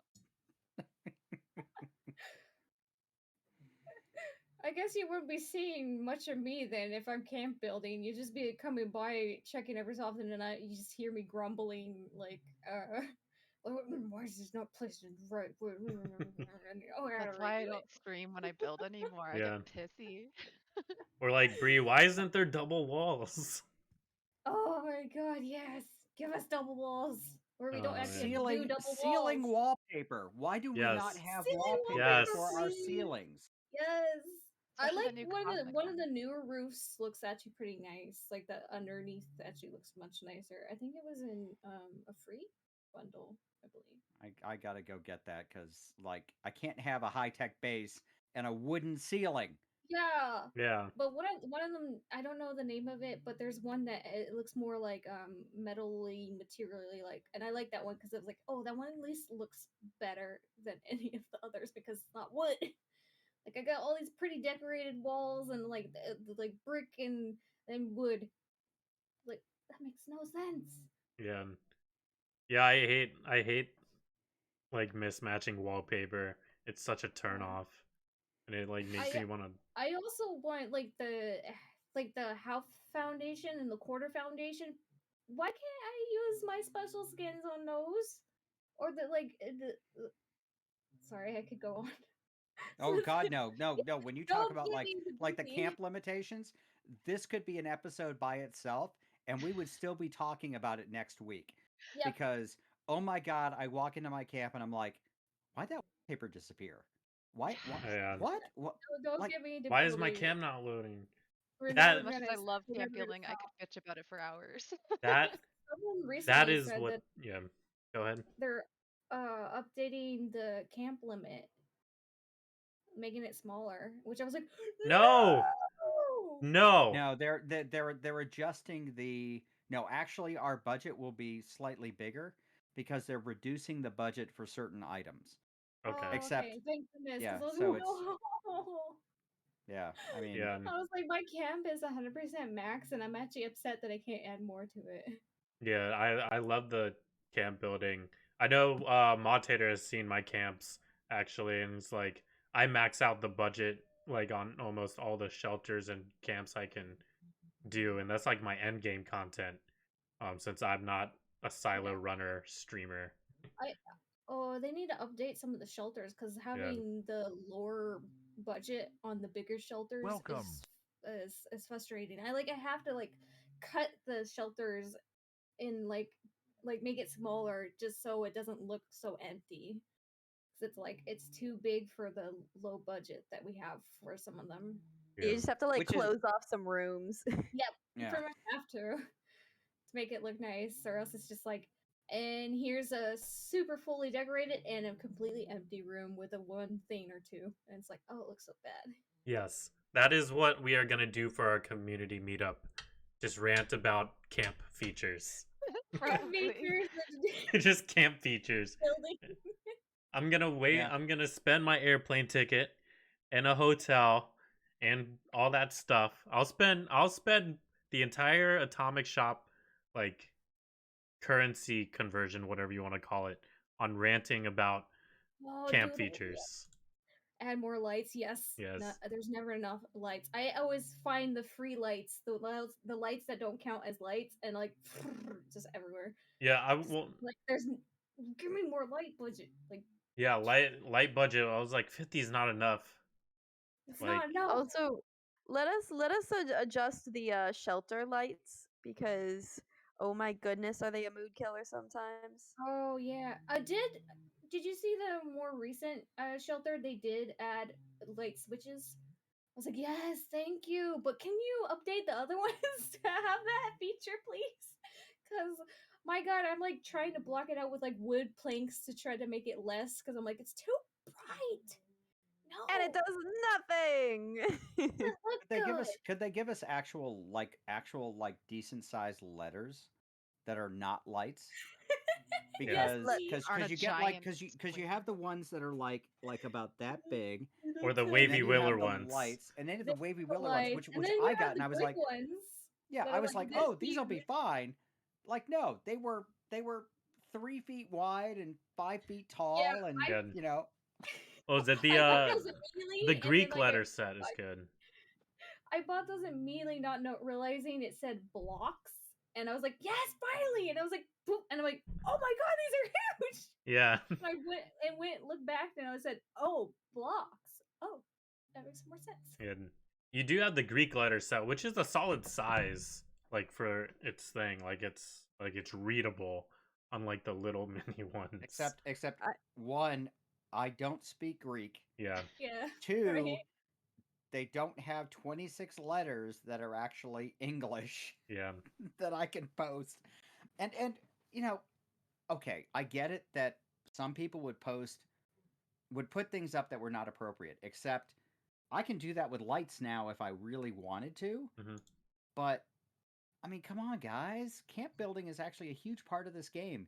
Give us one of the things that is absolutely necessary for us to advertise what it is that we're actually doing here.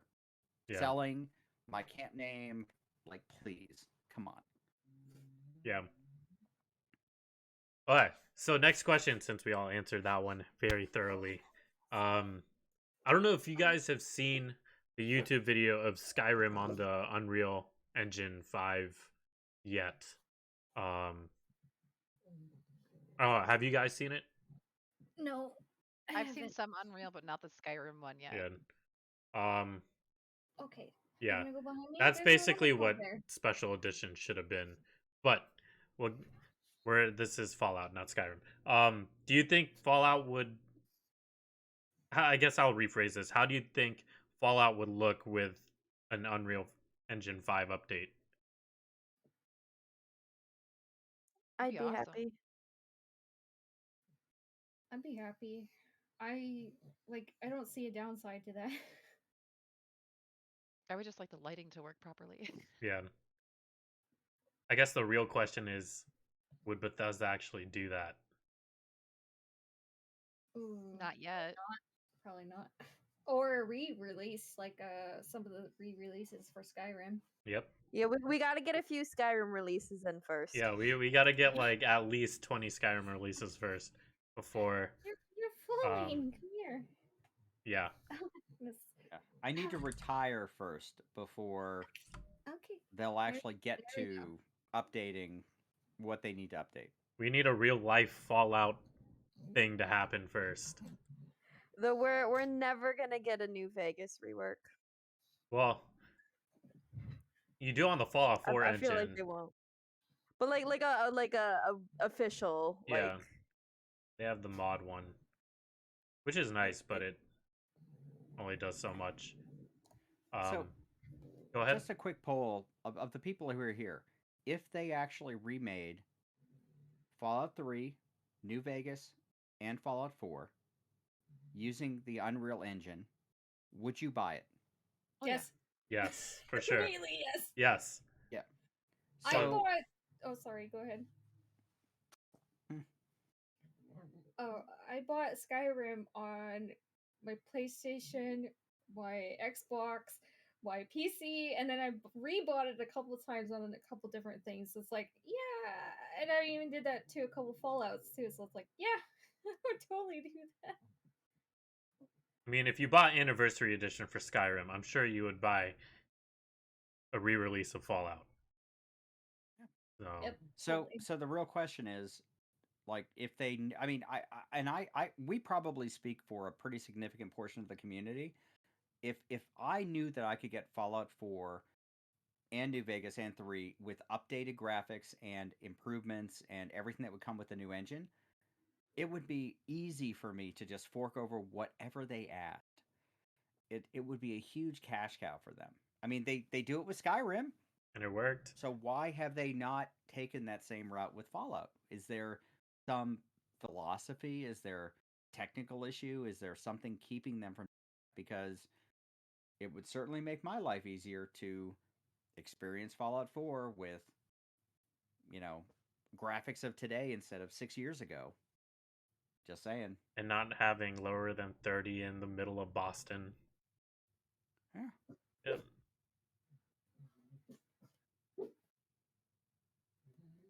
So yes, yes, we would all vote. We would all. I was going to say, I was looking at Wolfie McFocker's statement is actually probably true, except now Microsoft is the one making the decision, so maybe we'll see things change. I hope so. Yeah, there's a lot of bad companies. They're not Ubisoft. Yeah, they're not Ubisoft nor Blizzard. Now they have BattleNet too. Yeah. Yep.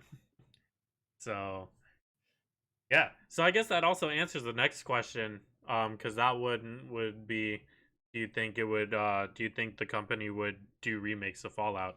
So you want them to, but we don't know if we will get them.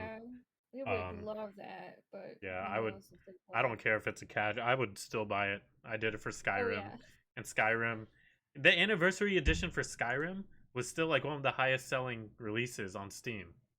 Like it's like you can't like argue about it being a total cash grab, because it is, but it's not like it is, but in a good way. Because you're not like, it's not a cash grab like quote unquote EA. So there's just differences. But anyways, this next one. Go ahead. So when they did Fallout 3, you had to download something to turn off what was it, the PC online thing to even get Fallout 3 to work. But then they recently patched that so you no longer needed to do, you didn't need a mod to get to work, and I think the sales jumped up after that. even though it's like a much older game, because I heard people were like, "Oh yeah, now I can finally like buy it and play it and not have to like do all these weird things." Because when I tried to play it, I had to go through like all the stuff, and then I found a mod that would like you had to turn it off, and like I watched so many videos and tried to find so many like tutorials on like how do I get this to work, why isn't it working, what's wrong with it, and then once they fixed it, so like, oh yeah, we've updated so you don't guys it actually works and you don't require the whatever it was requirement, like it was a PC something, like a super old program that they don't use anymore. And I heard so many people going, yes, finally, and then buying it. I don't know how much their sales were, but for an older game, the hype behind it that I was hearing about was like that proves that people don't like they want it. They want it. They want the experience because of the way the story was, because of the way the game was crafted, and because you were actually playing a story and not just killing things. So Yeah, I think that's maybe the lesson that I would encourage them to learn, which is, guys, you did something really good the first time. You make it better, and we're gonna buy it. Like, I'm oh gonna yeah. open my wallet. I am going to hand you my money because I want to be able to experience that in a way that is even better than the first time that made me fall in love with this game.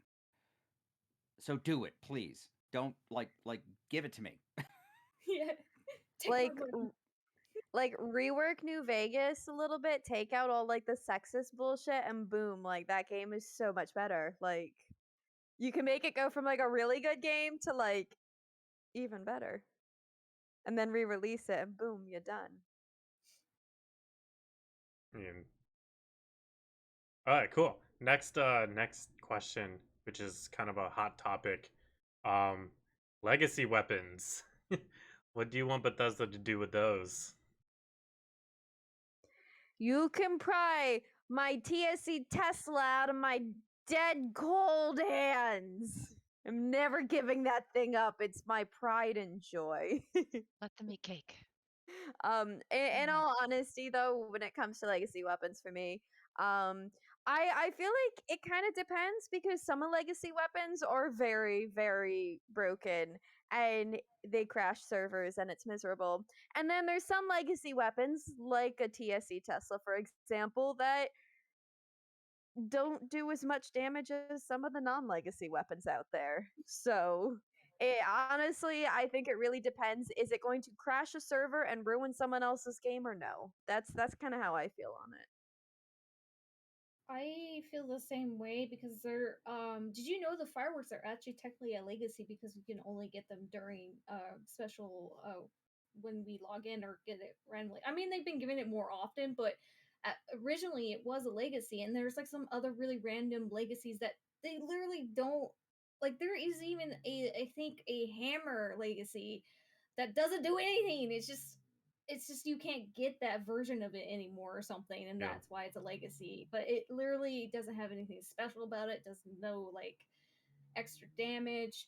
So it's like, to me, like if it's ruining someone's experience or one-shotting the queen or crashing servers or destroying or um whatever, going through the passive mode somehow or whatever, if it's hurting someone else or hurting the server or doing stuff like that, then yeah, I think that should be gone.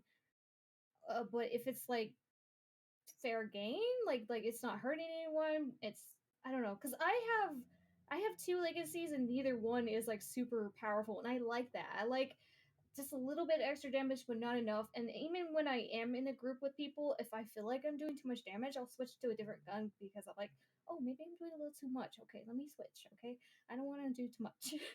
Like Yeah. I'm always worried about doing too much, but my legacies are not as powerful as some of the other ones out there. So it's like, yeah, I guess it depends on the legacy. So it's kind of hard to answer that question, but it's more like if it's causing issues or server crashes or hurting other people, then I think it should be taken care of. I'm with Wolfie in chat that they just need to fix the ones that cause those problems and let us have them all. Yeah. You know, I think some people get confused between issues with legacies and issues with glitches because I watched a guy take Earl down in about 6 seconds using a glitched dragon because he could just keep firing for as long as he wanted, and I think that's an issue that they would need to resolve. I think that if they could figure out a way, and I'm a firm believer that they realize they can't fix it, to normalize the damage of energy explosive energy weapons the same way they did with. So I was gifted a TSE shotgun way back in the day, like literally 3 months after the game started. I had to work my way up to actually even use it because I think I was level 37 at the time. I couldn't use it until I was level 45. And that shotgun, I killed a lot of things, but heck, I killed myself probably just as many times because it was, you have to be so close. It's like, boom, oh man, I just died. Um, if they could figure out a way to normalize the damage, I think Hmm. it would be fine. I'm convinced now, after what, 3.5 years, that they can't do it. So I agree. I've come around to the opinion of they're fine. We can't do anything about them. Don't ruin other people's experiences, but I think they're just a fact of life in the game that we to deal with. And of course, they were duped thousands of times, so you know they there's really nothing that we can do about it. It's a shame that it happened, but they're here to stay for until unless Bethesda decides to wipe out all of them, but they would lose half their player base because if I know that if my legacy was taken away from me, which I got legitimately months into the game, I would be very upset. And of course, somebody that spent $100 online to get the same one, same thing. They're going to be very upset that Yeah. Bethesda took that away from them.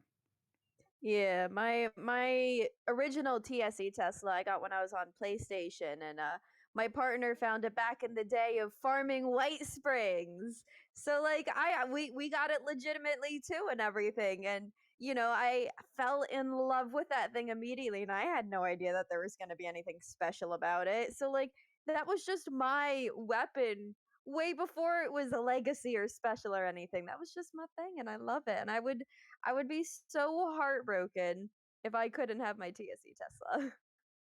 Yeah. I had a TSC minigun, and kind of same thing. Like I didn't know it was like quote unquote legacy at the time. And I did get it legitimately from just a random drop. Um, and then I felt really bad using it after I learned about it, or after it became like a big thing in the community. Um, so I definitely agree with like all of you, like in terms of it just shouldn't be used when if it's getting to the point where it's hurting others or hurting the server. The safe option is just removing it, period. Removing all of it, period. So everyone's at the same playing field. But I do understand like you will lose a lot of your player base because a good chunk of the player base likes to do that. Um, yeah, but at the same time, I don't want to see one-shotting Scorch Beast Queens Welcome. and or one-shotting Earls or having a minigun that shoots mini nukes or Oh, something, you know. Someone dropped me a nightlight once, and I didn't know what it was, and I was gonna keep it, and I found out what it was, and I'm like, I'm 99% sure this thing is duped, and I do not want to get kicked out for using a nightlight. Yeah, And oh my goodness, that was the most painful thing to drop that on the ground and walk away. and yeah. Yeah, I got a questionable thing and I just scripted it because I didn't want to drop it on the ground for some person who didn't know about it, and I just was like, oh, I know this is a bad thing to have. I'm gonna go script it. I don't want to just drop it. I guess I could drop it on my private server and leave, and then eventually it'll despawn. But I was just like, I'll just script it real easy. Um, I have an ideal though, but since if they can't fix it or get rid of it because they would lose so many people, they already have the scaling for like different levels of like, different levels, like it matches up to your level, so it's not like you're not facing level 50s like you used to. couldn't they like somehow like because they know people who have the guns, right? They can Mhm. somewhat detect it. Couldn't they like automatically somehow scale just that gun or something, or just that person if they're using it or something? I don't know how that would work. I'm not a coder, but So the like, way so the way that I understand that it works, and this is actually why they were able to get rid of the nuclear winter weapons. So if people aren't aware, when Wastelanders first dropped, you could actually collect nuclear winter weapons off of Blood Eagles because they would drop them when you killed them because that's what NPCs were using. So you'd pull up a level 5 laser rifle that would never break and did like 3 times more damage than the regular one. Bethesda removed those from the game. They were able to identify them. The problem with energy explosive legendaries is that they use a damage calculation that if Bethesda and again, this is I was told this third third hand, so take mhm. it for what it is. The damage calculation is in the code in a way that if they removed it or made substantial changes to it, it would actually negatively affect weapon calculations across the board. That's kind of why I said they kind of have to leave it in there, is that it's so embedded in the code that the only thing that they could do was stop them from dropping rather than change the way they did damage calculations. So if duping hadn't happened, they would be extremely rare and very valuable. Oh, Unfortunately, tens of thousands of them were duped, and they are everywhere. And I just don't believe that Bethesda can actually do anything about it without going in and fundamentally rewriting the damage calculations for every weapon in the game, which they just don't have the resources to do, oh, Yeah. which okay. is a shame. Yeah, that's too bad. I was just like, I was just thinking because like, they already have somewhat of a mechanic, but that like, yeah, Yeah.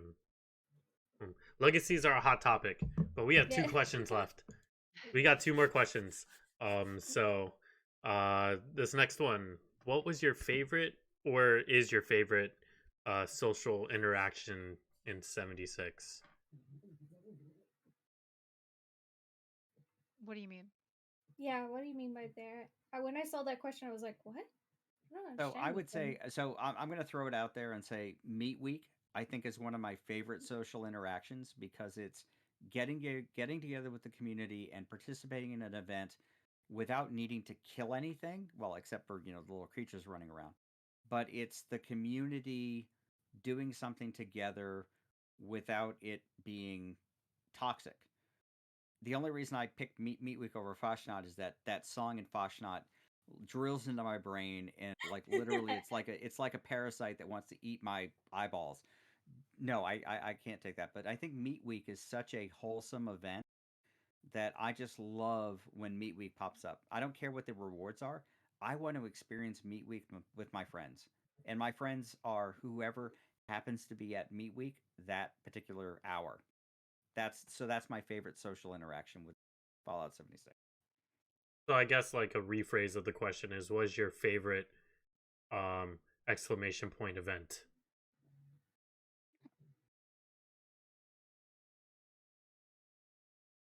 I'm gonna go with Meat Week as well. I kind of hate Fashnacht ever since they gave it to us for Halloween that one year. Like I've kind of hated it. I know that's not very popular opinion, but Oh God, no, Meat no, no! Week, It's a very popular Graham, opinion, extremely popular opinion. Yeah. I love Graham. Stinky meat, salty meat. He's awesome. And Charlie. Charlie the Moo Moo. Mm. Hmm.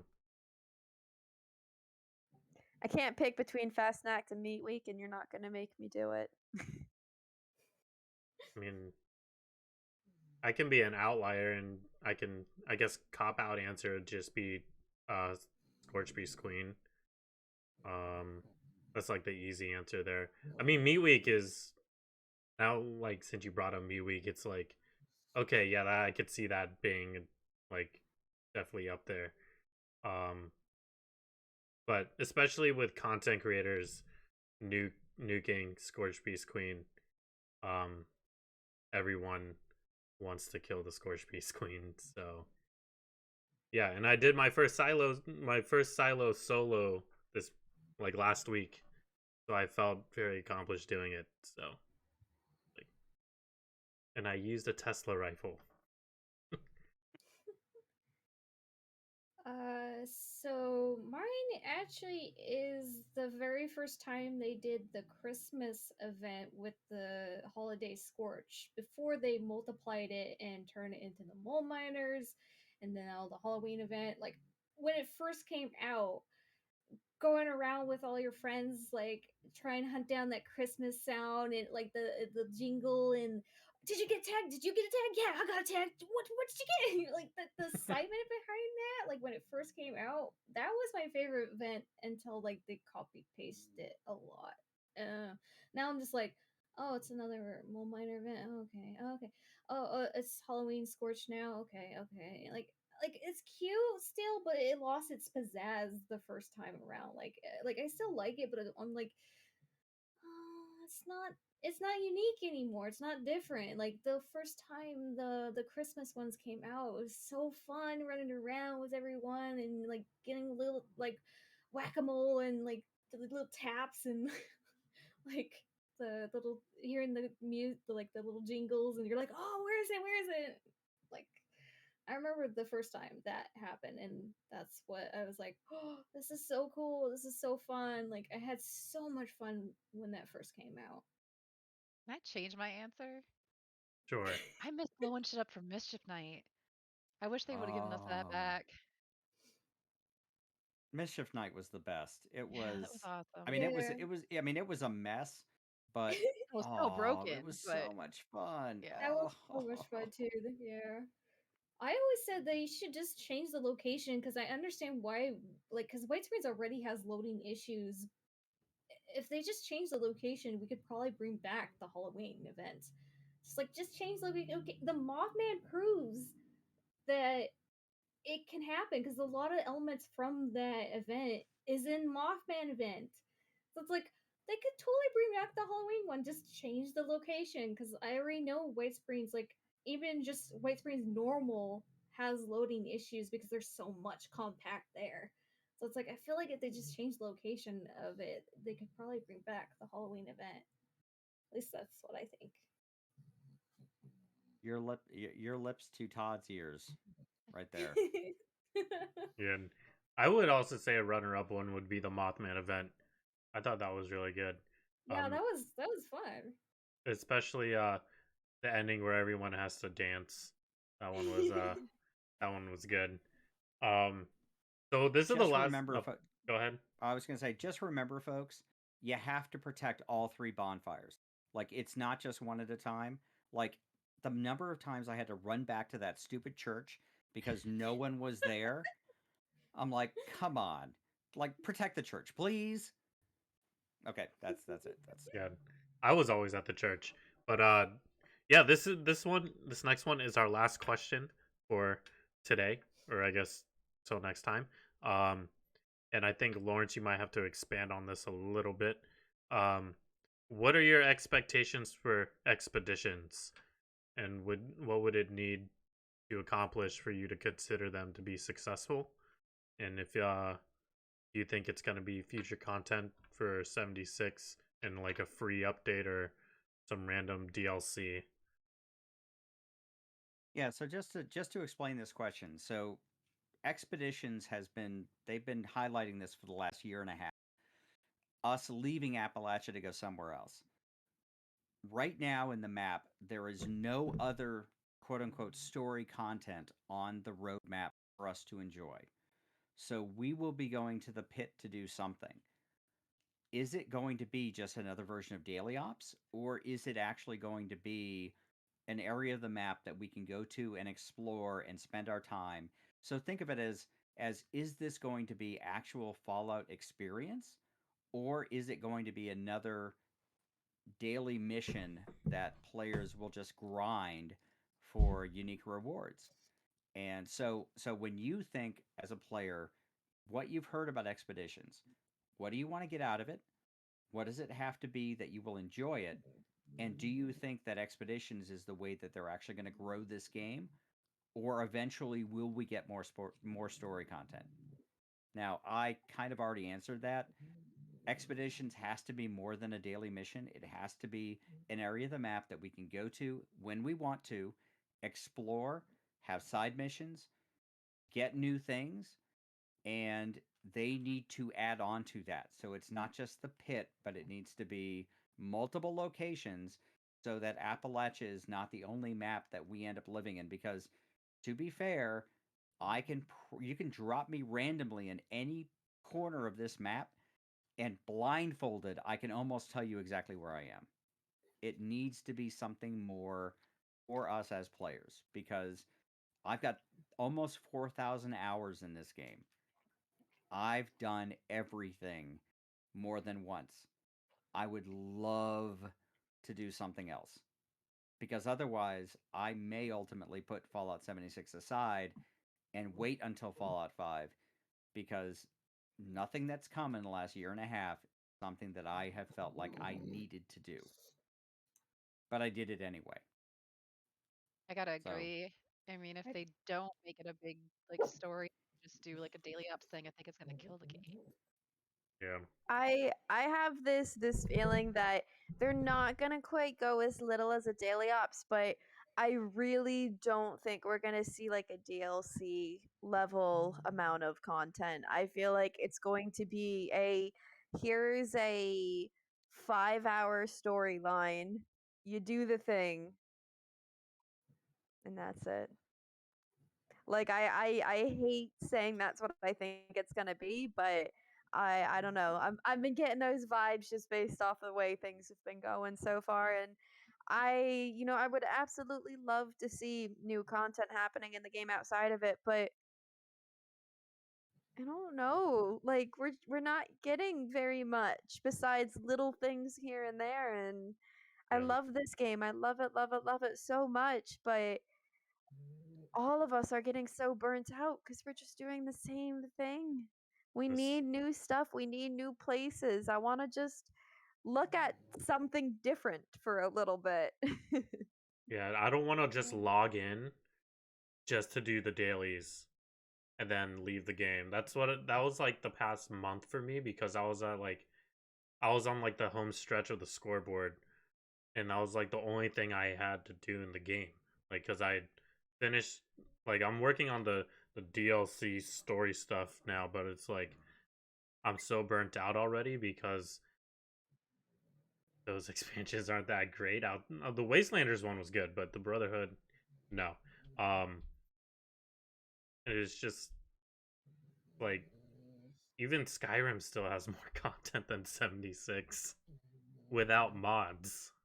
I mean, yeah. you just So saw, ESO got another yeah, big giant announcement. Like, yeah, we get no love over here at 76. I'm Yeah. happy that ESO's getting all this new stuff, but like, can we get something? Yeah. yeah. So it's like, I- yeah, I don't know. We'll just have to wait and see. I'm really hoping it's more a whole entire thing instead of just either a daily thing or here's a because the Brotherhood Steel was like it was like as soon as it got over I was like wait is that really it like and then it felt so like not like enough but it just felt like weirdly left off so it felt so very unsatisfying because it's just like what like Kind of feels like you did absolutely nothing. yeah, I feel like you did absolutely nothing in the storyline, and you're just like, what? Like, there's so many unanswered questions, and it's just like, I literally felt like I did absolutely nothing, or just barely like began the quest, and it's just Yeah, like, that can't be it. Like, seriously, like, so I'm really hoping the pit's not like that. I hope it's more like a little bit more, even if it's just like just random lore papers like back old school before NPCs, like just exploring everywhere in a new environment and like maybe some new creatures out of the pit or something, not just like a yeah, I really hope so because it's just like the I love the game too and it's so hard. Like I haven't even done a lot of the scoreboard. I'm just like I love it. Like I want to, but it's just like it's been so hard to like play lately, and it's Yeah. like I it's mean, sad. I've seen a lot of the because of what I've actually been pulling out of the files for the podcast. I've seen a lot of the cut content and things that Bethesda decided not to do, and there was actually a lot of actual choice originally supposed to be part of Fallout 76. Like the last one I just found is that there was an option for Modus to actually kick you out of the bunker where you would What? not be able to actually go back and interact with him because you chose to do something different. There was supposed to be a whole thing with mole miners. There was a mole miner city that they were going to give us, and they decided not to. And in fact, they teased it a year ago. I don't know if any of you remember this, but when Mama Murgles, the legendary vendor, came out, there's mole miners below her doing something. Yeah. I think it Oh was actually yeah, even Jeff Gardner teased out. So if you go downstairs, so if you go into the Rusty Pick, there's actually a way to go downstairs, yeah. and you'll see other mole miners there actually working behind a chain link fence. They told us a year ago that they would reveal more lore behind the mole miners. They were going to give us a mole miner city that we could visit, Oh my god. and they Oh, didn't. I would have loved Why? So that. It's Bethesda. Why? I don't Please. know. Oh no, actually, sorry. I say I don't know. This is my opinion only. Bethesda did not or has not figured out how to give us choice in a multiplayer game because they feel like if they close off some portion of the map or some location or anything, it's going to negatively affect a player. If I knew that I could piss off Paladin Romani enough that she would banish me from Atlas, oh my god, I would totally do that. Why do we I have would like, five oh my god, character really? I could slots? do that? Why do we have Oh, five and character slots if we're just gonna be playing the same thing over and over? yeah. Um, So That's Sorry. so why yeah. I I don't think. make new characters. Um, So that's my humble opinion is that they created instance locations and they did what they did because they couldn't figure out how to make choice relevant for an online game. The other part of that is I can almost guarantee that most of the resources behind 76 were ported over to Starfield, and all of the developers that actually put all of that work into 76 are now going to give us Starfield in 287 days. And I would love to be able to say, I will see you all here in 288 days playing Fallout 76. Unfortunately, I can also guarantee you that all of us will be jumping into Starfield and playing that, and Fallout 76 will have almost zero players because there will be no reason for us to be playing. And I really feel bad in even saying that because I love Fallout. I love this game. I have a whole story that I'm telling around this game, but Bethesda makes decisions based on economics. The economics are not behind us. I Sorry. I'm a little confused because it's like, how can they do so much multi-choice in Elder Scrolls but not Fallout 76? I I'm will tell so you confused another by that. I will tell you another secret. Corporations are vertical are basically verticals. The people working on Skyrim and ESO will have never touched a lick of code in Fallout. They will never have spoken to the people that develop Fallout. They are a completely separate team and they will not share information. And that's why. Oh, that's so frustrating. I hate being old and being a corporate executive. I'm sorry. I I get to see these things and it's such a shame because our community is more united than Bethesda ever will be. Because whether you play ESO, Skyrim, or Fallout, we love these games regardless. Like, I love you guys because you play multiple games. I love Fallout, but it doesn't matter to me because the passion that we all have is really what's important. This experience is what makes us who we are. we don't make money off of this. We're not doing this for a living. We're doing this because we want to. They do it Yeah. because they have to make. And Something I hope to God that the pit is actually decent. Please give me something I can play for a few hours that's not killing the queen in 2 minutes and 35 seconds. Yeah. something that just baffles me sometimes when I think about just the Fallout franchise is, you know, it's a big franchise.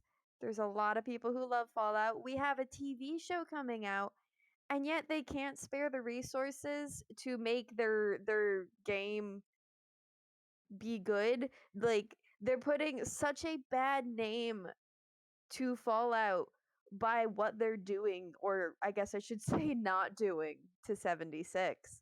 And it's like you have a TV show coming out. You know, you're working on this show. Don't you want everything about Fallout right now to just be yes, like Fallout? Like it's just kind of baffling that they're just letting it drown and letting it be this failure that, people said it was going to be. And I don't want the game to be a failure, but like, I don't know, it's just interesting to see how they're just so willing to drop it. Yeah. I'm gonna give my answer to the question, and then we'll end up here, or we'll finish off. Um, yeah. Because I don't think I answered yet. But I kind of agree with all of you with the expedition stuff. Like, I don't want it to be like a daily thing, but I also agree that it probably won't be DLC sized expansion. What I would love to see, which won't happen, would be like you can visit the other Fallout locations that's already been there and have like quest chains in those locations. Like, so you can travel to Boston, you can travel to Vegas or DC or whatever. Well, even can't really do the future ones or whatever was in 1 or 2 or inside vaults. Um, and just have like their own little like story in there. Or even you can even, which probably won't even be possible, like have Brotherhood of Steel build a teleporter like Stargate and then travel to Skyrim or something. There's like Elder Scrolls World and just like explore that. Um, but I know that won't happen.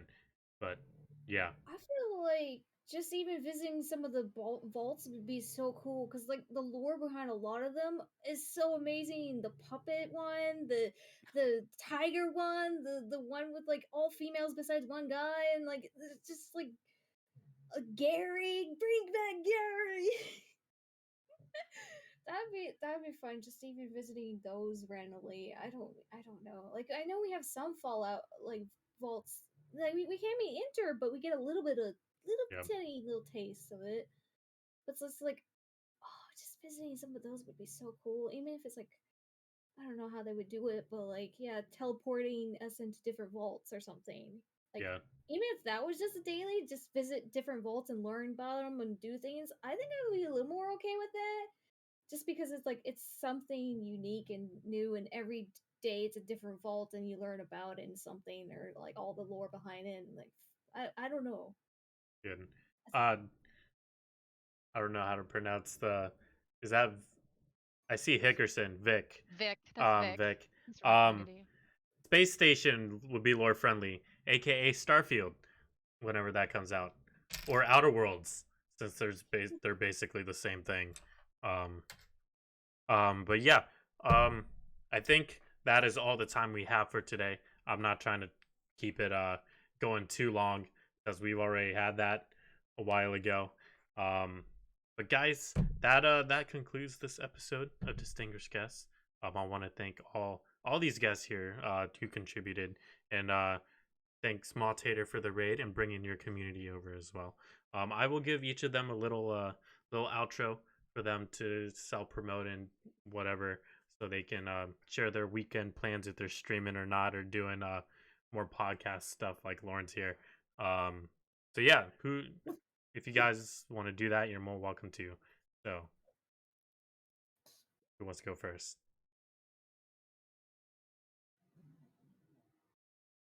Me, I would actually give the floor to either Raven or Miss Tracy. Actually, Well, I'm Miss Tracy. I play a variety of games, Fallout being the main. Well, not really my main one anymore. I've been playing a lot of Ark lately.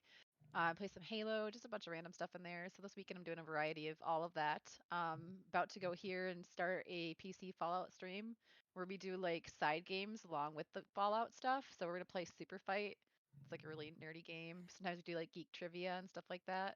I'm on Twitch. They gave me a shout out there. That's about it. I'm Wild Ravens. I do a lot of variety.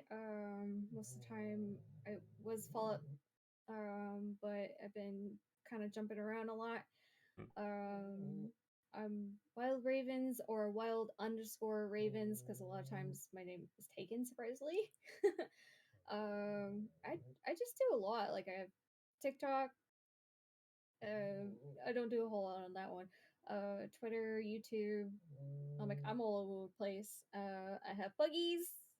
I don't know if you can tell. uh, Part of Sloth Crew. I'm part of a lot of Fallout communities actually, surprisingly. Um, I'm all over the place. Couple mods. I don't know what else to say. I'm awkward. Hi. and I'll go last. So I'm Lawrence, also known as Enclave Operative. I produce the Modus Files, which is a Fallout 76 podcast, though we do actually tell our own story about our experiences in Fallout 76. We just completed season one, just dropped the first episode of season two today. If you're interested, you can find us on Spotify, on iTunes, Google Podcasts, pretty much anywhere. We also do a YouTube channel. Just search for Modus Files and go ahead and listen away. Got a great voice acting cast. I do narration in that as well. And it's going to be a pretty great story. So hope you guys take a listen and enjoy. I think Vitriol was on there, right?